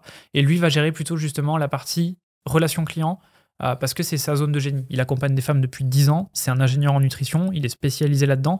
Donc pour lui, sa zone de génie, c'est en gros le delivery et faire en sorte que Customer Care soit carré. Donc en gros, niveau de satisfaction client, delivery et visage de marque, ça va être Victor. Et tout ce qui va être la partie business, technique, etc., ça va être moi. Donc équilibre parfait là-dessus. Parce que c'est tous les deux aussi ce qu'on aime faire. Lui, il n'a pas envie de faire des tunnels de vente. Et moi, j'ai pas forcément envie de faire des lives avec 300 nanas qui me posent des questions. Ok, ouais. Toi, t'es le mec dans le chat qui répond aux questions. Exactement. Hyper intéressant. Avant d'enchaîner sur le prochain topic, j'ai plein de questions, mais en fait, je me rends compte que comme tous les épisodes, j'ai trop de questions. Va vers ce qui te fait kiffer. Mais tant mieux. J'ai envie de te poser la question sur l'erreur aujourd'hui qui, dans le business en tant que tel, t'a coûté le plus cher, et quelle décision t'as pris suite à cette erreur? Qu'est-ce qui a changé ton quotidien suite à cette erreur? Je sais pas si c'est lié avec l'introduction sur le coaching, où tu as dit l'entrepreneur le plus surcoté. Non, le pire investissement, pardon. Mais voilà, est-ce que... Non, c'est pas lié. Je pense que ma pire erreur, c'est l'ego. Comme beaucoup, je pense. J'ai perdu de nombreuses années à pas vouloir me former, justement. Alors après, il y a des bons choix, il y a des moins bons choix. Mais je pense que, tu vois, je parlais de ce business coaching-là qui a coûté très cher à l'époque par rapport à ce que j'avais comme trésor. J'ai fait quasiment all-in pour 0 retour sur investissement, voire même perdu de l'argent, pour revenir à ma stratégie initiale après. Donc vraiment, pour le coup, une perte de temps, une perte d'argent, une perte d'énergie. Mais ça m'a appris beaucoup de choses. Donc en fait, je le vois pas comme une... Encore une fois, c'est comment tu te positionnes par rapport à ce qui t'arrive dans la vie aussi. Hein. Donc moi, je le vois jamais comme des échecs. C'est soit ça marche, soit tu apprends. Et j'ai appris pas mal de choses avec cet accompagnement-là. Donc pas de regret à ce niveau-là. Mais c'est l'ego, clairement, qui m'a fait perdre. Je pense, ma plus grosse erreur, c'est l'ego. C'est ne pas me former, penser que je peux le faire tout seul. Et là, dédicace à tous les coachs sportifs, hein, c'est l'objection numéro 1 qu'on a. C'est ah ouais, trop bien et tout, vas-y, je vais essayer tout seul. 3 mois après, il n'y a rien qui a été fait. 1 an après, il n'y a rien qui a été fait. Et les mecs, mais je vais quand même continuer d'essayer tout seul, mais t'as même pas essayé en fait. Et ça, c'est vraiment que de l'ego. Et je pense que c'est dans le make money général. Hein. Et même dans d'autres thématiques, probablement, dans tous les marchés, c'est ego. C'est-à-dire les gens pensent qu'ils sont capables d'arriver à un résultat sans se faire accompagner. Alors, certains sont capables, mais peut-être qu'ils vont mettre 5 ans alors qu'ils auraient pu mettre 6 mois, tu vois. Et la majorité sont pas capables aussi, tout court. Parce qu'ils ont besoin d'accountability, ils ont besoin de quelqu'un qui leur dit « tu fais ça, ça, ça », et qui vérifie, c'est du babysitting, hein, mais qui vérifie qu'ils ont fait ça, ça, ça.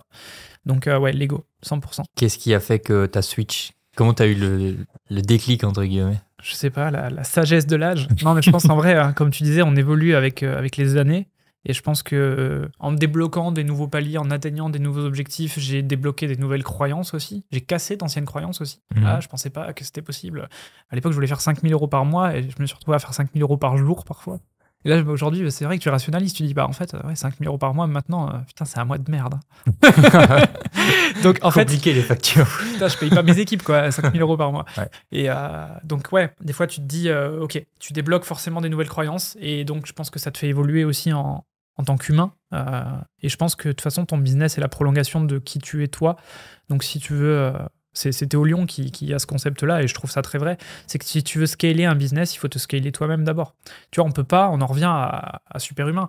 Si tu veux vraiment une entreprise qui est successful, tu peux pas être le mec qui te lève à 10h, qui mange McDo, qui fait pas de sport. C'est pas possible, en fait. C'est moi, ça. C'est pas possible. Merde, alors. Ça ne marche pas. Donc, ouais, non, c'est compliqué. Tu as un contre-exemple qui est un alien, c'est Elon Musk. Lui, il n'est pas au top de sa forme, mais pourtant, le mec a fait 6 licornes. Tu vois, je sais pas combien il y a de boîtes qui font 1 milliard. Il n'y en a pas beaucoup. Bah, le mec en a 6, quoi. Ouais, c'est clair. À lui tout seul. Donc, et à côté, il a je sais pas combien de gamins. Enfin, c'est un mec qui... Je comprends pas. Ouais. C'est The Alien de notre génération. Et donc, pour terminer là-dessus, c'est quoi un peu les signaux que tu regardes pour trouver un bon accompagnement, une bonne formation? Comment tu analyses, vu que, on l'a dit avant, le marché, il est compliqué? Putain. Aujourd'hui, waouh. Franchement, aujourd'hui, c'est dur. Et c'est pour ça que, du coup, je comprends paradoxalement les objections qu'on a, en fait. C'est que moi, si j'étais de l'autre côté aujourd'hui, j'aurais du mal à y croire parce que c'est trop facile d'afficher un super lifestyle et en fait, tu peux tout fake aujourd'hui. Surtout avec l'IA. Enfin, tu vas à Dubaï, tu prends un joli appart, ça coûte 3 000 €. Tu loues une Lambo, ça coûte pas très cher non plus. En fait, tu fais je sais pas combien d'ads et de marketing avec, tu prépares des contenus pendant 2 jours et tu as du contenu pour 6 mois, tu vois. Donc en fait, fake du lifestyle, beaucoup le font. Maintenant, je pense que ça dure qu'un temps.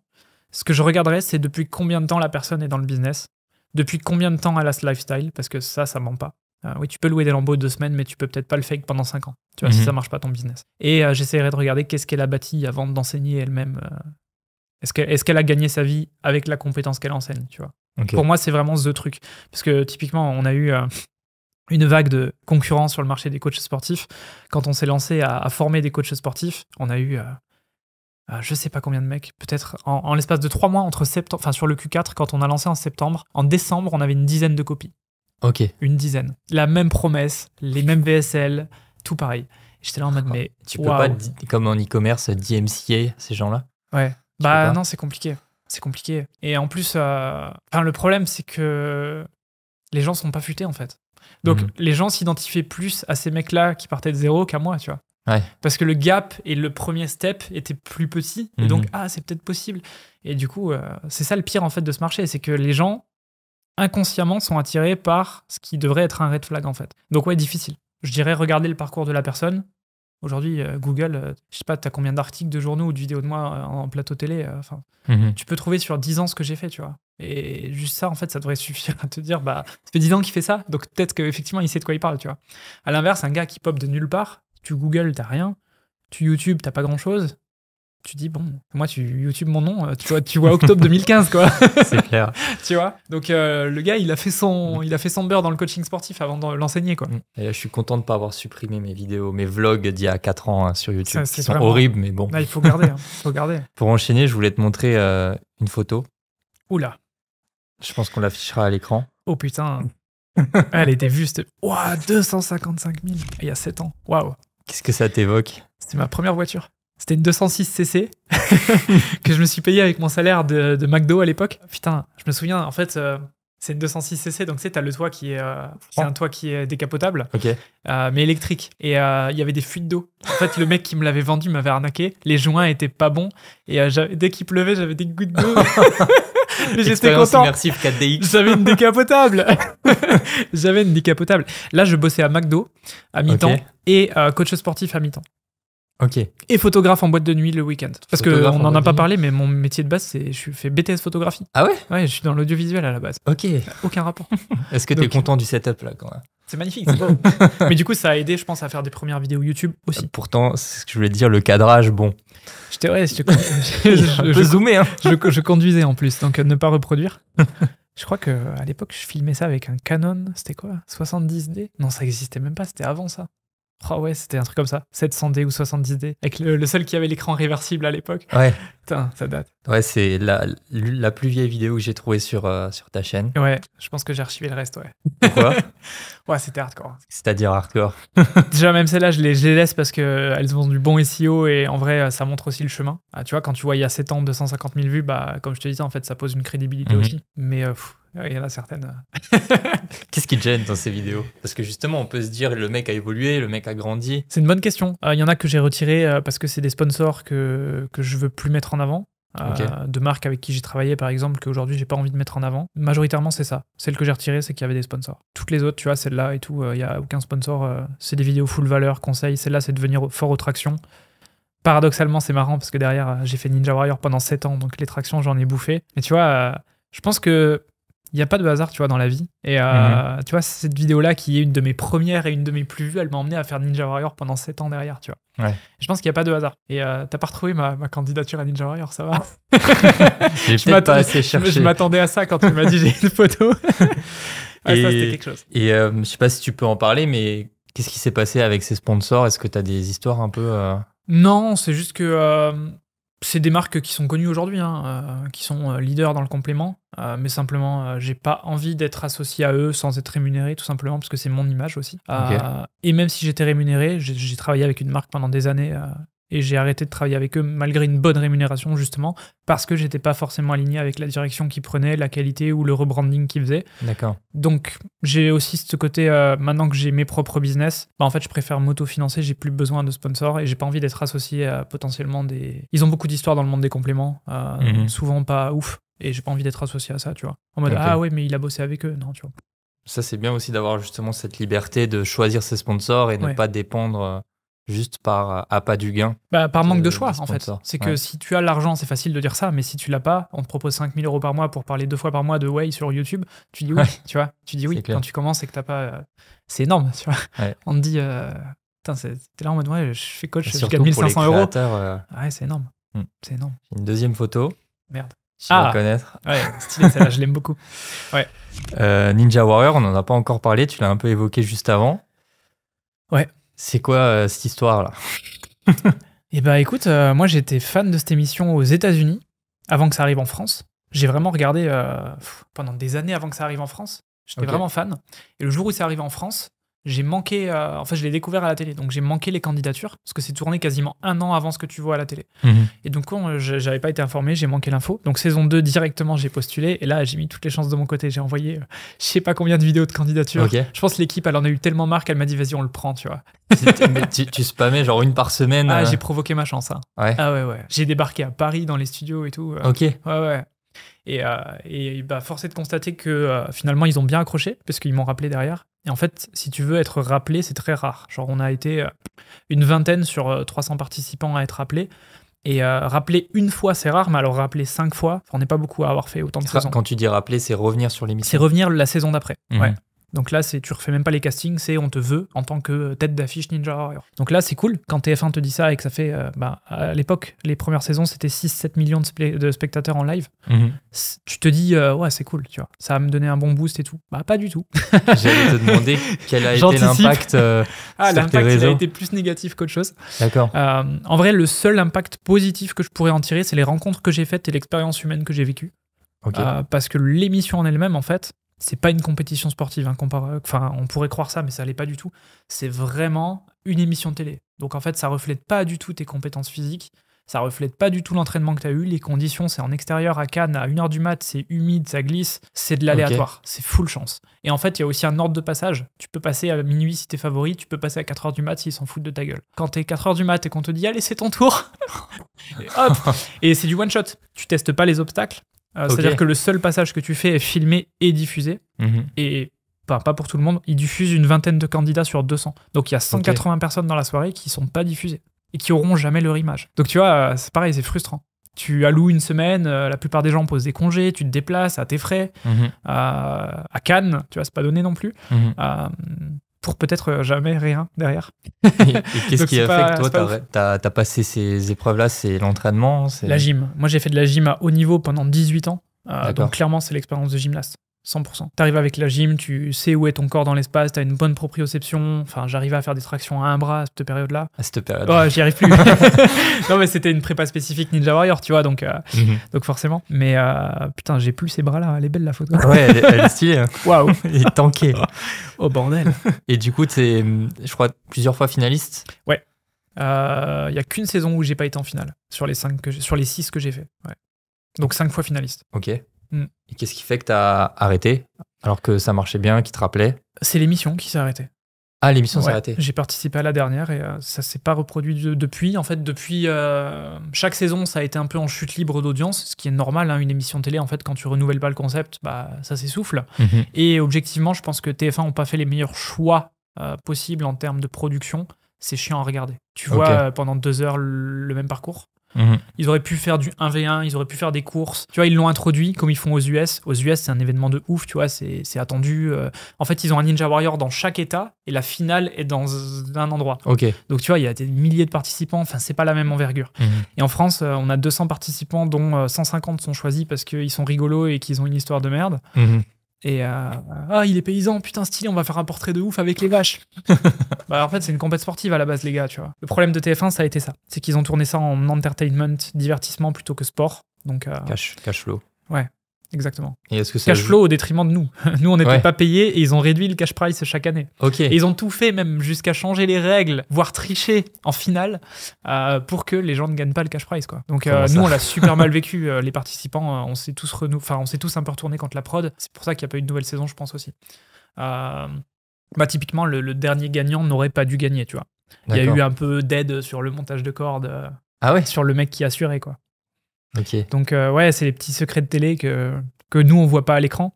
C'est fou. Mais ça dégoûte un peu, ouais. Tu t'entraînes pendant 1 an, parce que les mecs s'entraînent pendant 1 an pour ça, en fait. Il y a 100 000 € à gagner, tu vois. Donc il y en a qui dédient leur année pour ça et qui vivent pour ça, tu vois. Moi, j'y allais pour le kiff et je m'en foutais. Je voulais juste aller en finale, tu vois. Mais les mecs qui font ça pour gagner, c'est frustrant quand tu sais que c'est pas faire et que t'as pas les mêmes chances que tout le monde, quoi. C'est ce que je disais, ouais. En plus, ils mettent plus en avant les influenceurs. Il y avait Charles aussi. Donc c'est clair que ça peut être frustrant quand toi t'es un no-name entre guillemets et que tu t'es dit tes 2 semaines de congé t'imagines sur ça. Donc, ok, très intéressant. N'hésitez pas à vous abonner et à mettre 5 étoiles sur Apple Podcasts, Spotify, etc. Ça me ferait énormément plaisir et ça aide énormément à pousser le podcast dans les algos. Je voulais switcher sur un autre sujet. C'est justement sur l'expérience internationale, c'est-à-dire que tu es expatrié depuis énormément de temps. J'ai vu que tu as fait plus de 29 pays différents. Est-ce que c'est plus ou c'est 29 toujours? Le nombre exact, je sais pas, mais ouais, on doit pas être loin des 30. Ok. Et qu'est-ce qui fait que toi, tu as quitté la France? Pourquoi? Et qu'est-ce qui fait surtout aussi, on y vient, mais tu t'es installé en Estonie. Très bon sujet. Il fait froid, c'est à côté de la Russie, il fait pas si froid. Il y a Poutine. C'est bien, je suis content que tu abordes le sujet. J'ai quitté la France en 2020. Je recontextualise du coup, 50 charbons sur YouTube de 2015 à 2020, rien qui marche. 2020, explosion soudaine pendant le Covid de la chaîne YouTube. Et là, je me dis, ok, il y a moyen de faire un truc. Et je lance la première saison de Kilo Cash à cette époque pendant le confinement. Okay. Donc ça date, Kilo Cash. Je l'ai mis en pause pendant 2 ans après, avant de recommencer. Pour l'anecdote, j'ai monté moi-même des publicités pour Kilo Cash. C'est vrai. Même pour Bodymaster à l'époque. Mon premier programme qui a vraiment cartonné pour le coup, qui venait aussi pendant le confinement. Donc tu vois, j'ai toujours été sur ces 2 marchés en même temps en fait. Il y a pas eu c'est pas vraiment un multifocus, tu vois, j'ai toujours été sur ça et pour moi c'est un projet commun, quoi. Et donc du coup, mars 2020 ça explose, avril 2020 ça explose encore plus. Je vois que la vidéo 100 pompes par jour pendant 30 jours elle a explosé. Qu'est-ce que je fais? Je fais une vidéo 100 tractions par jour pendant 30 jours. Sauf que à l'époque j'avais pas de barre de traction chez moi, donc je bricole et tout. Je mets une espèce de rondin de balançoire que j'avais soudé entre 2 arbres. Enfin bref, je fais un truc do it yourself pendant le confinement. Ouais, on pouvait même pas aller dans les magasins et tout. Donc vraiment do it yourself et la vidéo a encore plus explosé du coup grâce à ça. Derrière j'ai fait quoi? J'ai fait 100 burpees par jour pendant 30 jours. Pareil à la maison. 100 dips par jour pendant 30 jours. Et ça a vraiment explosé. Et en septembre, je crois que c'est octobre 2020, vu que tout ça avait bien explosé et que derrière j'avais commencé à bien monétiser avec Kilo Cash et mes premiers programmes, je dépasse le plafond de micro-entreprise et là je me dis j'ai 2 options. Soit je fais une société, je me renseigne rapidement. On a le même parcours. Je me renseigne rapidement, je fais pas de société. Je suis allé plus loin, moi j'ai fait 5 ou 6 rendez-vous avec des comptables. Ah ouais? Moi j'ai juste Google. Je me faisais découper à tous les endroits. Ouais, j'ai juste Google, j'ai vu que je me faisais découper avant de commencer. Donc j'ai dit non, je ne fais pas de société. C'est quoi la seconde option? Expatriation. Ok. Où? Et là, pendant le confinement, compliqué parce que les vols étaient interdits. Petite anecdote, du coup, je prends un vol pour Tallinn en truquant un peu l'algo. Enfin, genre, on pouvait pas faire d'escale, je crois que c'était de plus de 4 heures à l'époque. Okay. Si ton escale était de plus de 4 heures, le vol était cancel. Parce que confinement, il fallait pas rester dans les aéroports, machin. J'avais une escale de 8 heures à Amsterdam. Donc, ce que j'ai fait, c'est que j'ai booké juste Tallinn... Paris, Tallinn. Pas Paris, je suis parti de Bâle, j'étais à la frontière suisse. Bâle, Amsterdam. Amsterdam, Tallinn, mais indépendamment, pas en correspondance. Et les 8 heures d'entre deux, pour pas me faire têche de l'aéroport, j'étais dans les toilettes cachées à Amsterdam. Et j'ai une vidéo YouTube sur ça, où je vlog ça. Donc ça, putain, c'est une pépite, cette vidéo. Et justement, j'avais aussi fake cette expatriation sur YouTube en mode, je jouais à un challenge avec un pote. On lançait une fléchette sur une carte et le perdant allait dans ce pays. Évidemment, c'est tombé sur l'Estonie. Donc ça a été comme ça que ça a démarré l'aventure. Donc je me suis retrouvé en Estonie octobre 2020. Ouais, exactement. J'ai pris 1 semaine d'Airbnb. Je pensais juste tester à la base le pays et revenir. Et en fait, je suis jamais revenu. D'accord. Donc au bout d'1 semaine de Airbnb, j'ai visité plusieurs apparts. Et j'ai vu cette fameuse tour au centre qu'on a tous vu quand on est arrivé. Et j'ai fait, oh putain, il y a un appart à visiter dans cette tour. Donc j'ai été visiter cet appart, 28e étage. Ceux qui ont suivi un peu mes aventures, ils voient la vue, ils voient l'appart que c'est. J'ai fait beaucoup de vidéos YouTube dans cet appart. Et donc j'ai été 2 ans dans cet appart. Puis j'ai déménagé là en 2022 jusqu'à aujourd'hui. 2 ans dans ce nouvel appart où je suis aujourd'hui. Donc ça fait 4 ans que je suis là. T'en as toujours pas marre. Et j'en ai toujours pas marre. Je peux pas dire que c'est l'endroit parfait, ça l'est pas. Il y a beaucoup d'inconvénients. Il y a une culture qui est très différente. Les prix sont chers pour la qualité de vie qu'on a. Aujourd'hui, c'était pas le cas en 2020, mais ça a vraiment explosé. On est le pays qui a eu le plus d'inflation en Europe, plus de 20%, donc c'est énorme. Donc c'est vrai que tu le vois, la vie est chère. Genre un cappuccino à 5 €, enfin même à Paris, c'est les mêmes prix en fait. Tu vois.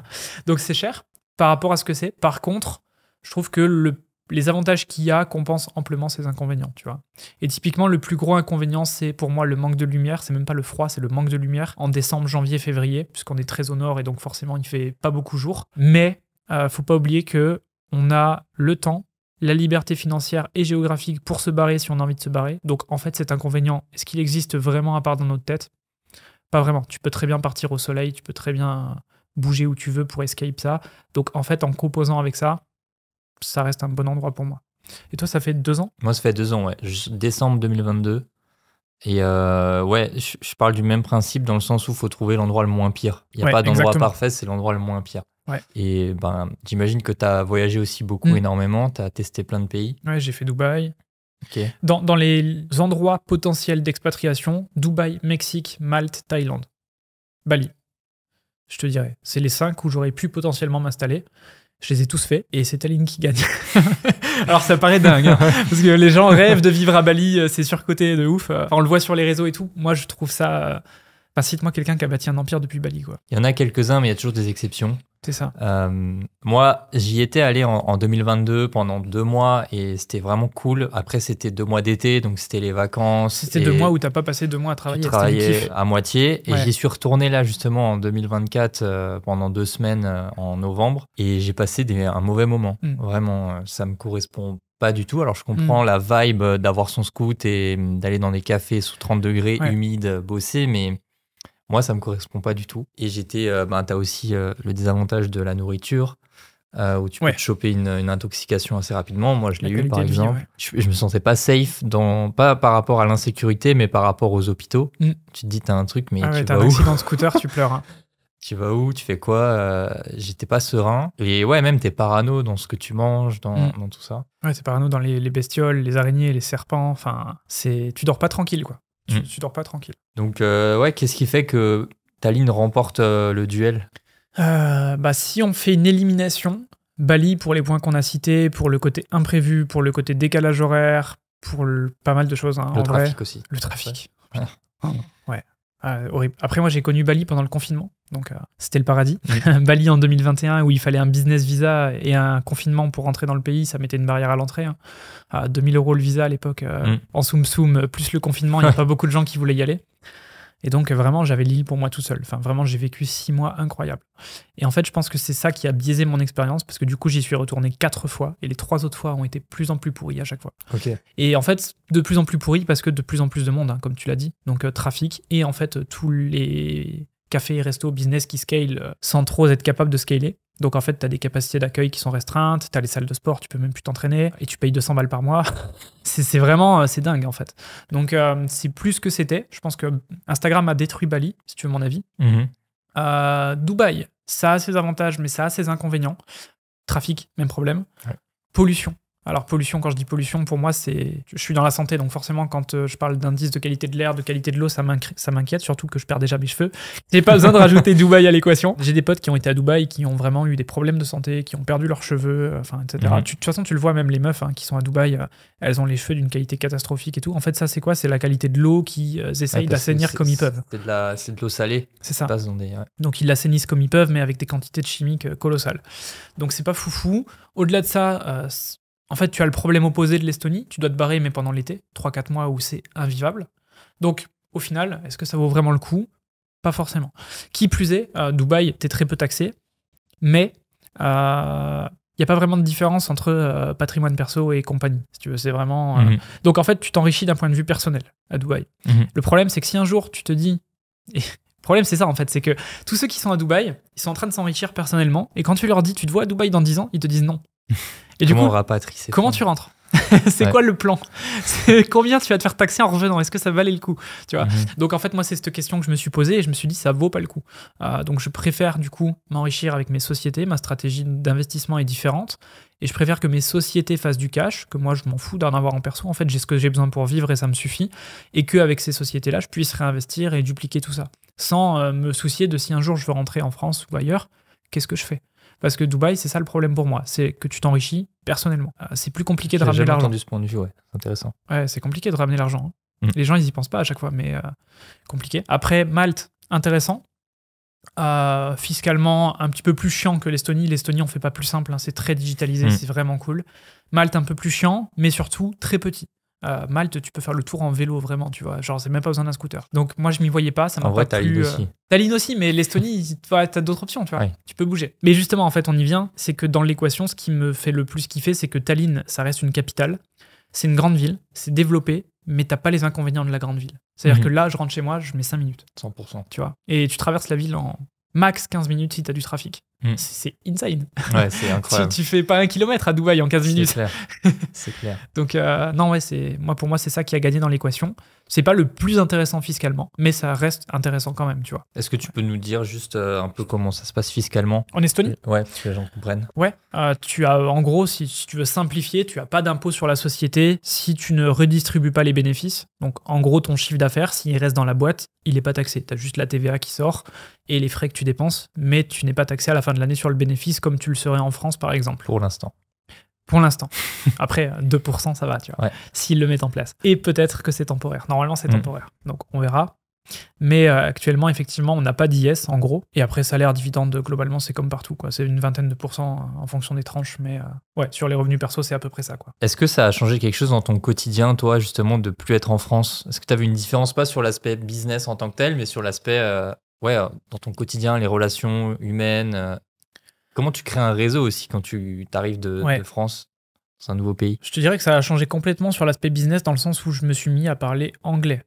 Je parlais déjà anglais et ça, il y a beaucoup de gens qui le sous-estiment. Mais en fait, tu ne peux pas aller chercher des hauts niveaux de compétences. On est limité sur le marché français au bout d'un moment, faut le dire. Même les meilleures formations françaises, francophones, pour moi, ne rivalisent pas avec les average formations US, tu vois. Et donc, en fait, parler anglais, c'est probablement le meilleur invest que tu peux faire de ta vie si tu parles pas anglais aujourd'hui. Non seulement parce que tu vas accéder à des compétences que d'autres, du coup, n'ont pas, ça te crée un unfair advantage. Nous, ce qu'on a appris sur le marché anglais, en fait, quand je regarde les gens qui ne parlent pas anglais, je suis là en mode... ils savent pas qui c'est Hormozy, ils savent pas... Et en fait, t'es là en mode, mais waouh, en fait, t'as lu quoi comme bouquin? Bah, j'ai lu... la semaine de 4 heures parce qu'ils m'ont traduit en français, quoi. Ah ouais. Ça limite aussi, moi je pense que c'est l'anglais qui m'a... Ouais.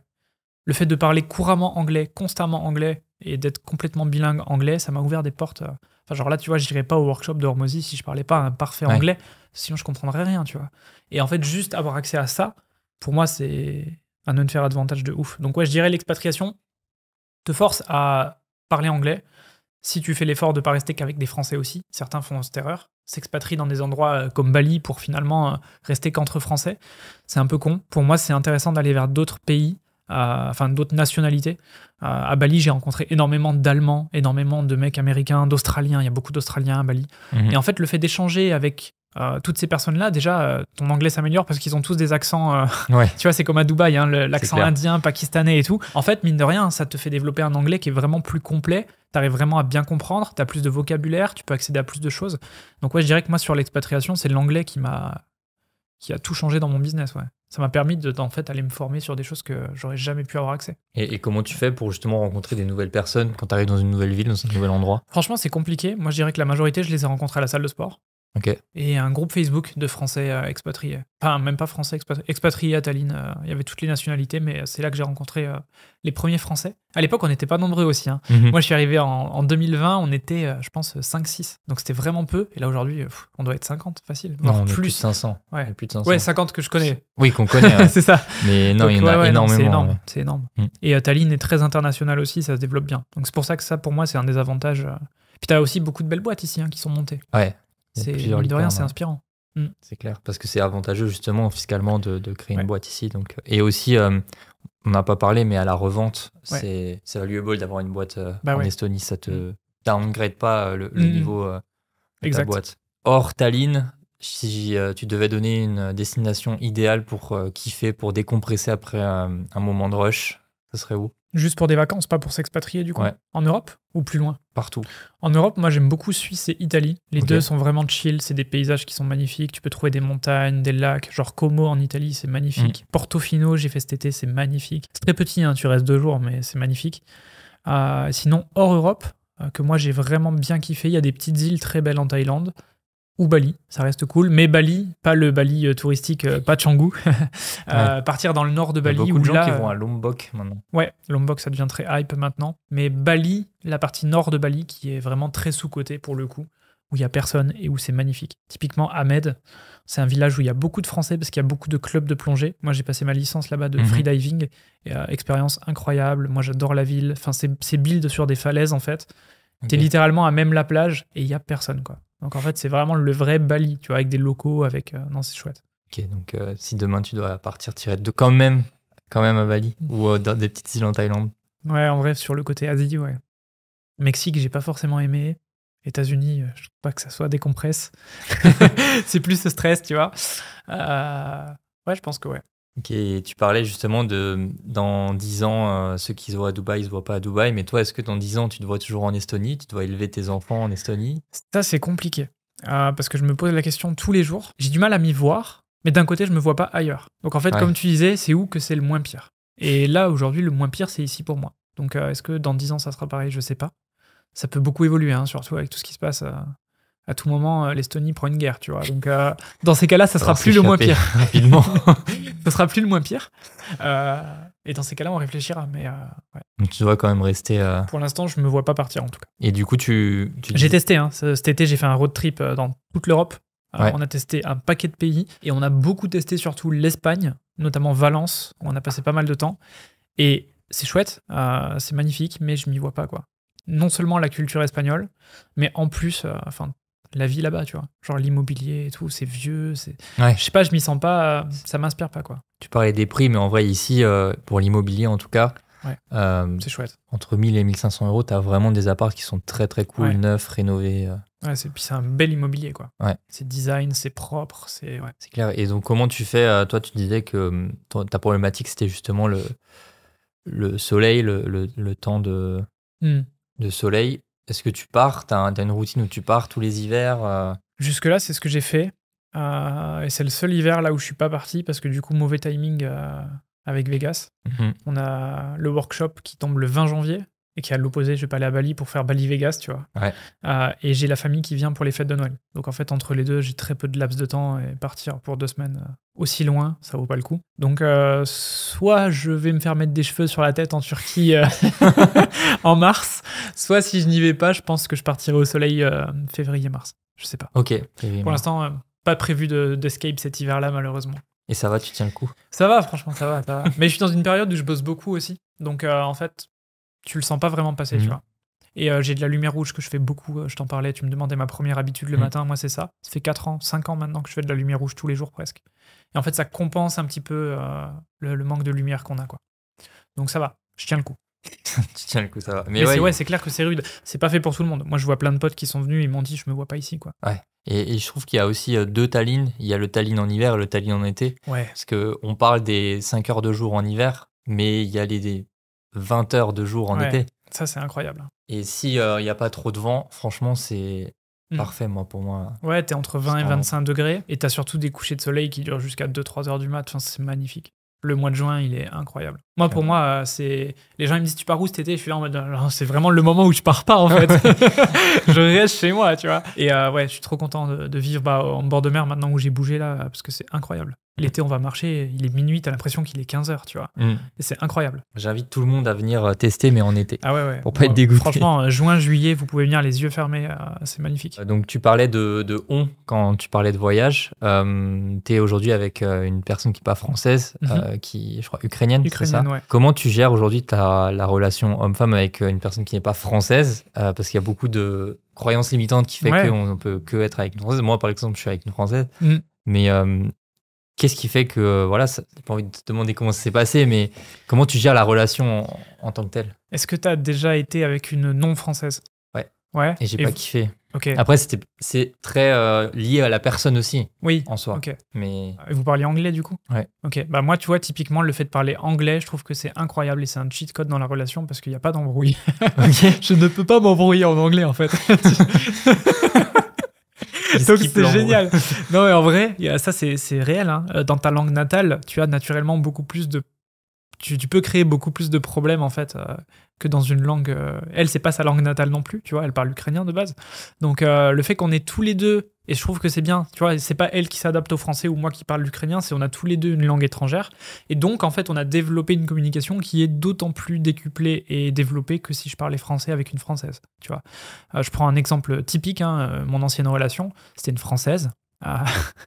Qui plus est influenceuse, double red flag. Et franchement, c'était catastrophique. Enfin, il y avait vraiment pas de communication, tu vois. C'est aussi lié à la personne, bien sûr, mais je pense que ça joue beaucoup le fait qu'on soit en anglais. Quand il y a un souci, quand il y a une dispute ou quoi, il y en a quasiment pas déjà. Il y en a quasiment jamais eu en 2 ans. Mais quand il y a un désaccord, on trouve les mots. Et ça, c'est intéressant parce que du coup, tu vas faire en sorte de chercher à mettre des mots sur le problème qui peuvent être compris par la personne en face, vu que c'est pas ta langue et la sienne non plus. Et du coup, forcément, en fait, tout est crystal clear. Donc, il n'y a pas de mésentente, mais pas compris ça, pas compris ça. Et ce niveau de, comment on dit, understanding, de compréhension mutuelle, fait que ça roule assez bien, quoi. Il n'y a pas aussi, tu as cette situation-là, mais la situation inverse où tu partages moins de choses, tu as moins de références, tu as moins de délits, entre guillemets. Moins de références, ouais. Mais du coup, c'est plus drôle. Typiquement, on n'a pas du tout la même culture. Elle va avoir une culture plus est, soviétique limite. Des fois, je lui parle de dessins animés qui pour moi sont des classiques. Elle me dit c'est quoi? Ou genre certains Disney, tu vois.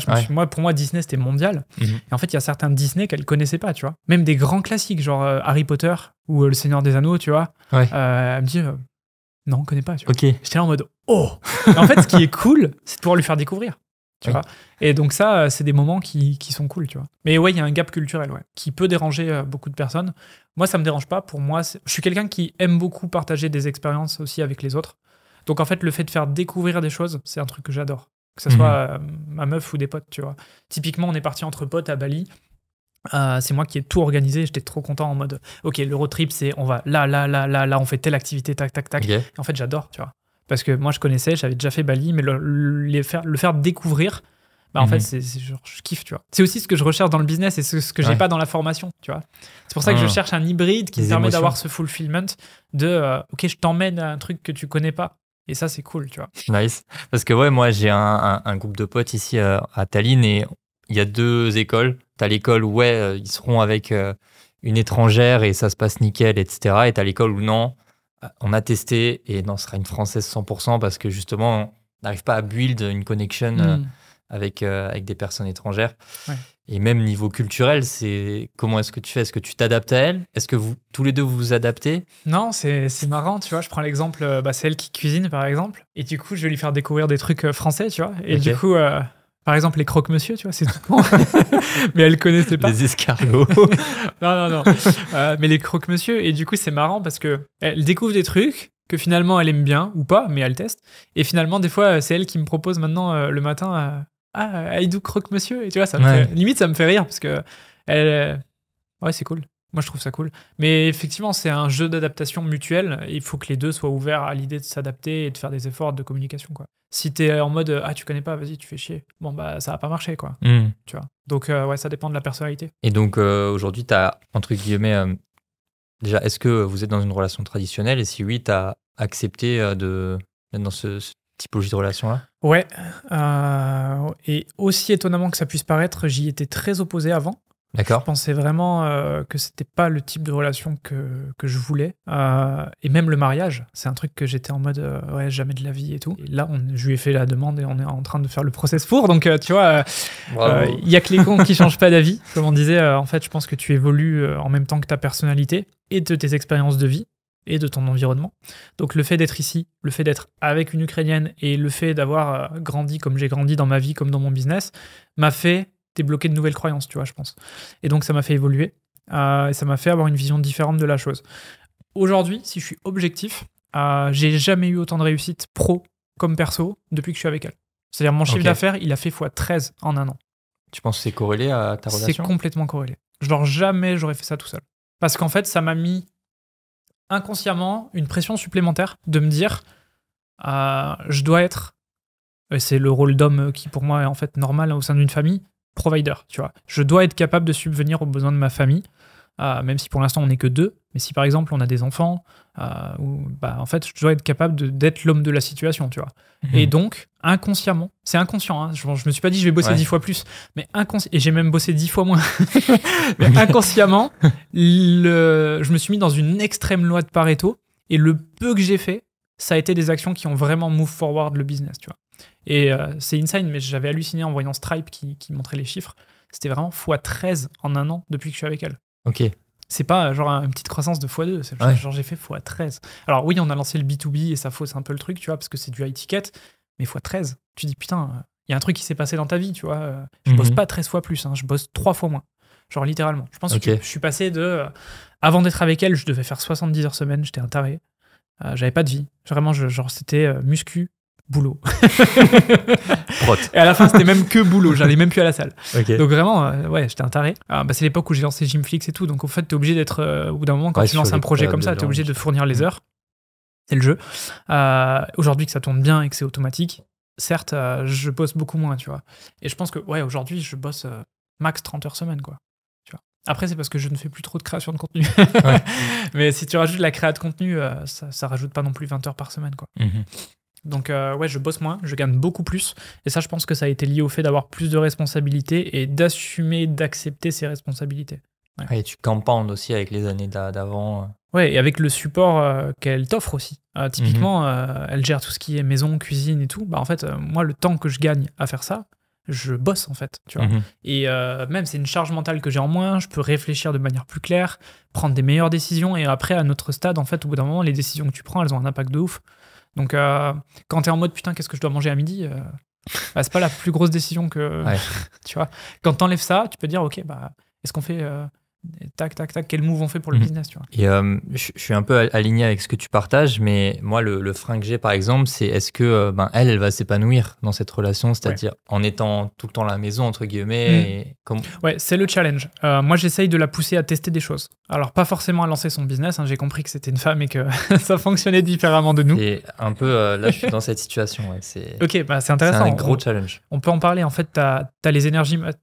Alors, il y a les hommes, les femmes, de sexe, et il y a énergie masculine et énergie féminine. Il y a des gens qui ont plus d'énergie féminine même en étant des hommes, il y a des gens qui ont plus d'énergie masculine, typiquement il y a des meufs qui sont girl boss à fond, c'est énergie masculine à fond, tu vois. Et il y a des mecs qui vont être moins business, etc., c'est plus énergie féminine. Et en fait, il faut un équilibre des deux déjà pour que la relation fonctionne, et maintenant, il faut aussi, je pense, que la nana en question, au sein d'une relation, elle puisse exprimer son énergie féminine.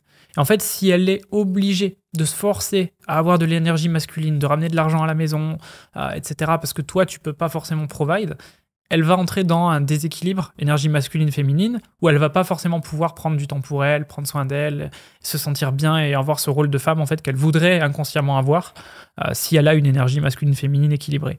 Et du coup, ce qui est paradoxal, c'est que nous, on aimerait bien que nos nanas tentent de bosser en ligne, je pense, comme tout entrepreneur. Mais en fait, on projette juste ce que nous, on voudrait. Et est-ce qu'elles le veulent vraiment ? Tu vois, c'est ça la question. Et des fois, elles pensent le vouloir parce qu'en fait, elles sont dans cet environnement où elles nous voient faire ça. Donc, par mimétisme, les neurones miroirs, ils se disent « j'ai envie de faire ça ». Mais au fond d'elles, hormonalement, elles sont pas capables de rester 2 heures en deep work, tu vois. Ouais. Ça marche pas pareil. C'est hormonal, c'est physique, c'est physiologique. Donc, pour moi, il faut qu'elles trouvent... une activité ou quelque chose pas forcément qui ramène forcément de l'argent, mais quelque chose qui lui permet de s'épanouir. Moi, je sais que, par exemple, elle veut absolument un chien. Ça me casse les couilles. Un chihuahua, exactement. Oh, je pense que je l'entends 10 fois par jour. C'est mon avis, mais le pire, quoi. Ouais, c'est mon avis aussi, malheureusement. Donc, c'est le combat. Hein. Après, tu peux faire un deal, elle a le chihuahua, mais t'as celui que tu voudrais, toi. Ouais. Je sais pas si tu veux un chien. Ah, mais... tu disais le pire, le chihuahua ? Je croyais le pire, le chien. Ah non, je parlais du chihuahua, moi. Ah, le chihuahua, ouais, c'est le... Ouais. Après, je sais pas. Moi, j'ai changé d'avis sur le chihuahua. J'étais pas très fan, ma mère en a un, et franchement, je m'y suis beaucoup attaché. Ouais, j'ai du mal avec le crâne, quand même, du chihuahua. Ouais, c'est spécial. C'est spécial, mais c'est vraiment plein d'amour. C'est petit, et c'est vrai que, du coup, c'est le seul chien que tu peux emmener avec toi en avion et quand tu voyages. Donc, moi, ça rentre dans l'équation. Elle me spamme le teckel, tu vois. Donc, c'est pas mieux. Hein. Le teckel, non. C'est pas mieux. Donc, non, moi, si ça tenait qu'à moi, j'aurais un gros husky ou alors un staff, tu vois. Mais le problème, c'est que là, tu voyages plus, quoi. Donc, moi, j'ai fait la croix dessus. Je sais que voilà, je vais être amené à voyager, même pour des événements business et tout. En fait, c'est chiant si tu dois trouver quelqu'un pour le chien ou si ta meuf peut pas venir parce qu'elle doit garder le chien. Enfin, genre, c'est pas ouf, tu vois. Et j'essaie de lui faire comprendre. Mais elle me dit non, mais le chihuahua, tu peux l'emmener. Ouais. Tu vois, il y a toujours des contre. Non, mais on a des amis qui peuvent le garder. Elle trouvera toujours des solutions pour ça. Horrible. Donc, c'est le combat en ce moment. Et j'essaye de lui faire tester différentes activités pour voir ce qu'elle kiffe. Elle fait un peu de social media management pour des salons d'esthétique. Ça lui plaît. Elle crée du contenu, elle gère les comptes Insta, ça lui plaît, mais encore une fois, c'est une femme, tu vois. Ouais. Je lui dis, ça marche bien. Trop bien. Vas-y, prends plus de clients, prospect, crée une offre, scale. Ouais. Et elle est là. Non. 3, c'est la panique. Je dis, ok, kiff, vas-y, enjoy. Tu vois. Donc, ouais, il faut qu'elle trouve un truc qui lui permet de s'épanouir, mais c'est difficile. C'est vrai que dans tous les cas, en fait, quand tu as un déséquilibre comme ça de revenus, Tu peux pas lui dire on fait 50-50 sur le loyer, tu vois. Donc dans tous les cas, en fait, moi je suis en mode de toute façon, t'inquiète pas, elle est même pas au courant des factures. Et je lui dis fais ce qui te fait kiffer, et c'est déjà bien. Il faut l'accepter, il faut adapter ta vie en fait en fonction de ça. Quoi. Il nous reste 10 minutes. Wow. Il y a encore plein de sujets, mais on peut clôturer sur un truc que t'aimes bien, c'est justement l'optimisation de ton temps. Et un peu les routines, la productivité, etc. Tu me partageais que la première chose que tu fais, c'est la lumière rouge. C'est quoi un peu ta morning routine pour être en forme, pour être, j'ai envie de dire, pétillant, mais heureux et avoir de l'énergie, quoi. Alors, morning routine, j'en ai pas, parce que je déteste ça. Et je trouve que c'est un des cancers qu'on a aujourd'hui sur la productivité, dans le sens où les gens veulent absolument copier la morning routine de X, Y, Z qu'ils voient sur YouTube, mais sans être à leur niveau. Donc en fait, quand tu copies la routine d'un millionnaire, tu vas pas devenir millionnaire. Il a cette routine parce qu'il est millionnaire aujourd'hui. Il n'est pas devenu millionnaire avec cette routine, tu vois. Et ça, c'est un vrai problème, parce que du coup, tu te retrouves avec des mecs qui se lancent en ligne, qui font 10 minutes de douche froide, 10 minutes de méditation. En fait, j'exagère, mais elle dure 4 heures, la morning routine, et à la fin, il a rien fait. Je dis, en fait, tu commences, ton premier focus, ça devrait être de trouver un client, quoi. Souvent, il y a un problème de focus à ce niveau-là. En fonction du niveau dans lequel tu es aujourd'hui dans ta vie et de tes objectifs, adapte ta routine en fonction, tu vois. Moi, j'ai pas de morning routine dans le sens des cases à cocher, etc. Par contre, j'ai des habitudes, effectivement, que je fais tout le temps, notamment la lumière rouge. Et j'essaye de m'exposer au soleil, mais du coup, paradoxalement, à Tallinn, ça se remplace par la lumière rouge. Par contre, si je suis à Bali, je vais aller marcher 10 minutes le matin pour avoir directement lumière du soleil, par exemple. Donc, c'est soleil ou lumière rouge. Ça, c'est vraiment first thing quand je me réveille. J'essaye depuis peu de plus mettre de réveil. C'est un gros échec pour l'instant. Tu te lèves à 10h avant, mais... C'est horrible. Ah ouais? Ah ouais. Moi, je me suis dit, ça va marcher et tout. Pouah. Là, avec le rythme circadien qu'on a en ce moment, vu qu'il fait jour à 10h, en fait, je me lève à 10h. Je me lève au même temps que le soleil, quoi. Donc, ça marche pas. Ça marche, mais la petite journée, quoi. Il y a les réveils qui simulent la lumière du soleil. Là. Simulateur d'aube, J'ai pas testé.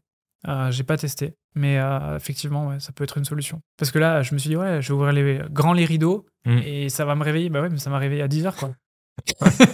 Un peu chiant. Donc, fail. Le mec, il est debout pendant 5 heures. Ouais, fail. Vraiment, je te montre je traque tout mon sommeil, je vois des nuits, je fais, 10h. Je mets un réveil, quoi. Donc, non, ça, c'est pas ouf. Mais j'essaye progressivement de plus avoir de réveil parce que je me suis imposé de me lever pendant des mois et des mois et des mois, alors qu'aujourd'hui... En fait, je me lève, mais sans savoir quoi faire, entre guillemets. Du coup, je fais pas grand-chose. Donc, je me dis, dors. C'est horrible. Je passe pour le mec qui travaille pas.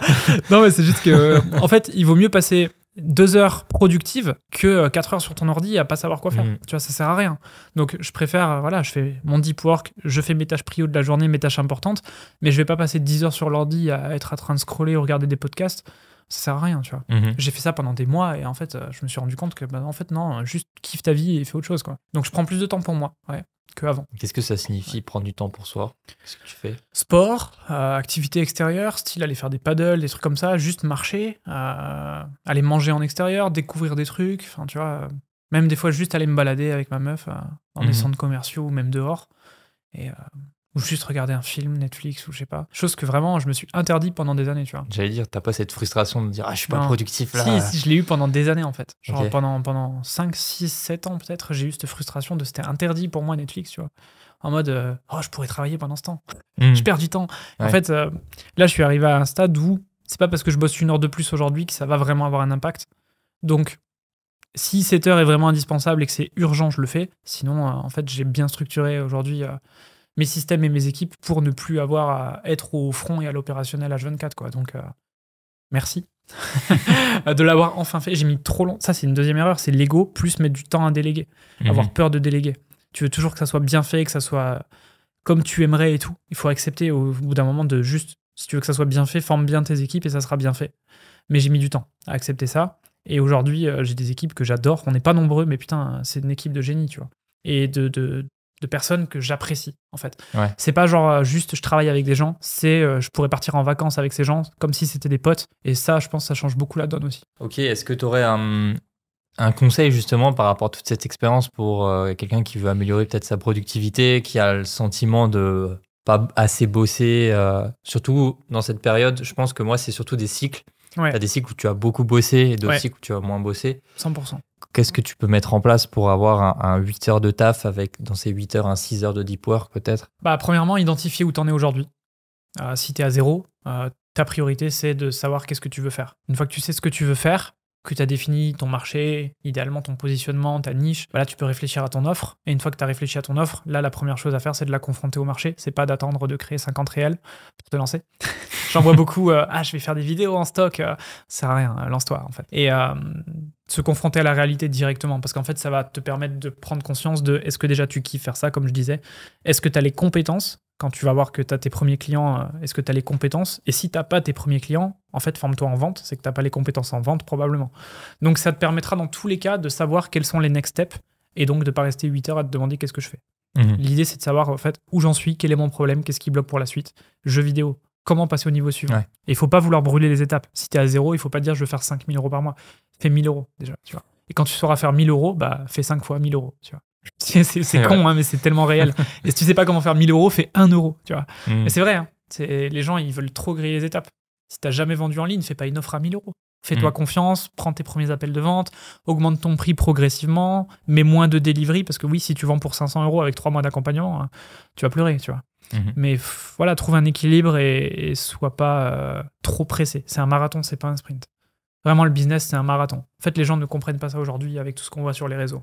Mais c'est vraiment juste un marathon. Quand tu as compris ça, je pense que tu es beaucoup plus serein aussi. Tu n'es pas stressé, tu n'es pas en burn-out au bout de 6 mois. Tu n'es pas sans cesse en train de te comparer aux autres sur les réseaux. Ça sert à rien, tu vois. Les mecs, ils commencent et ils comparent leur niveau 1 au niveau 40 de quelqu'un d'autre. Ah, mais oui, mais Yomi, il fait 2 millions.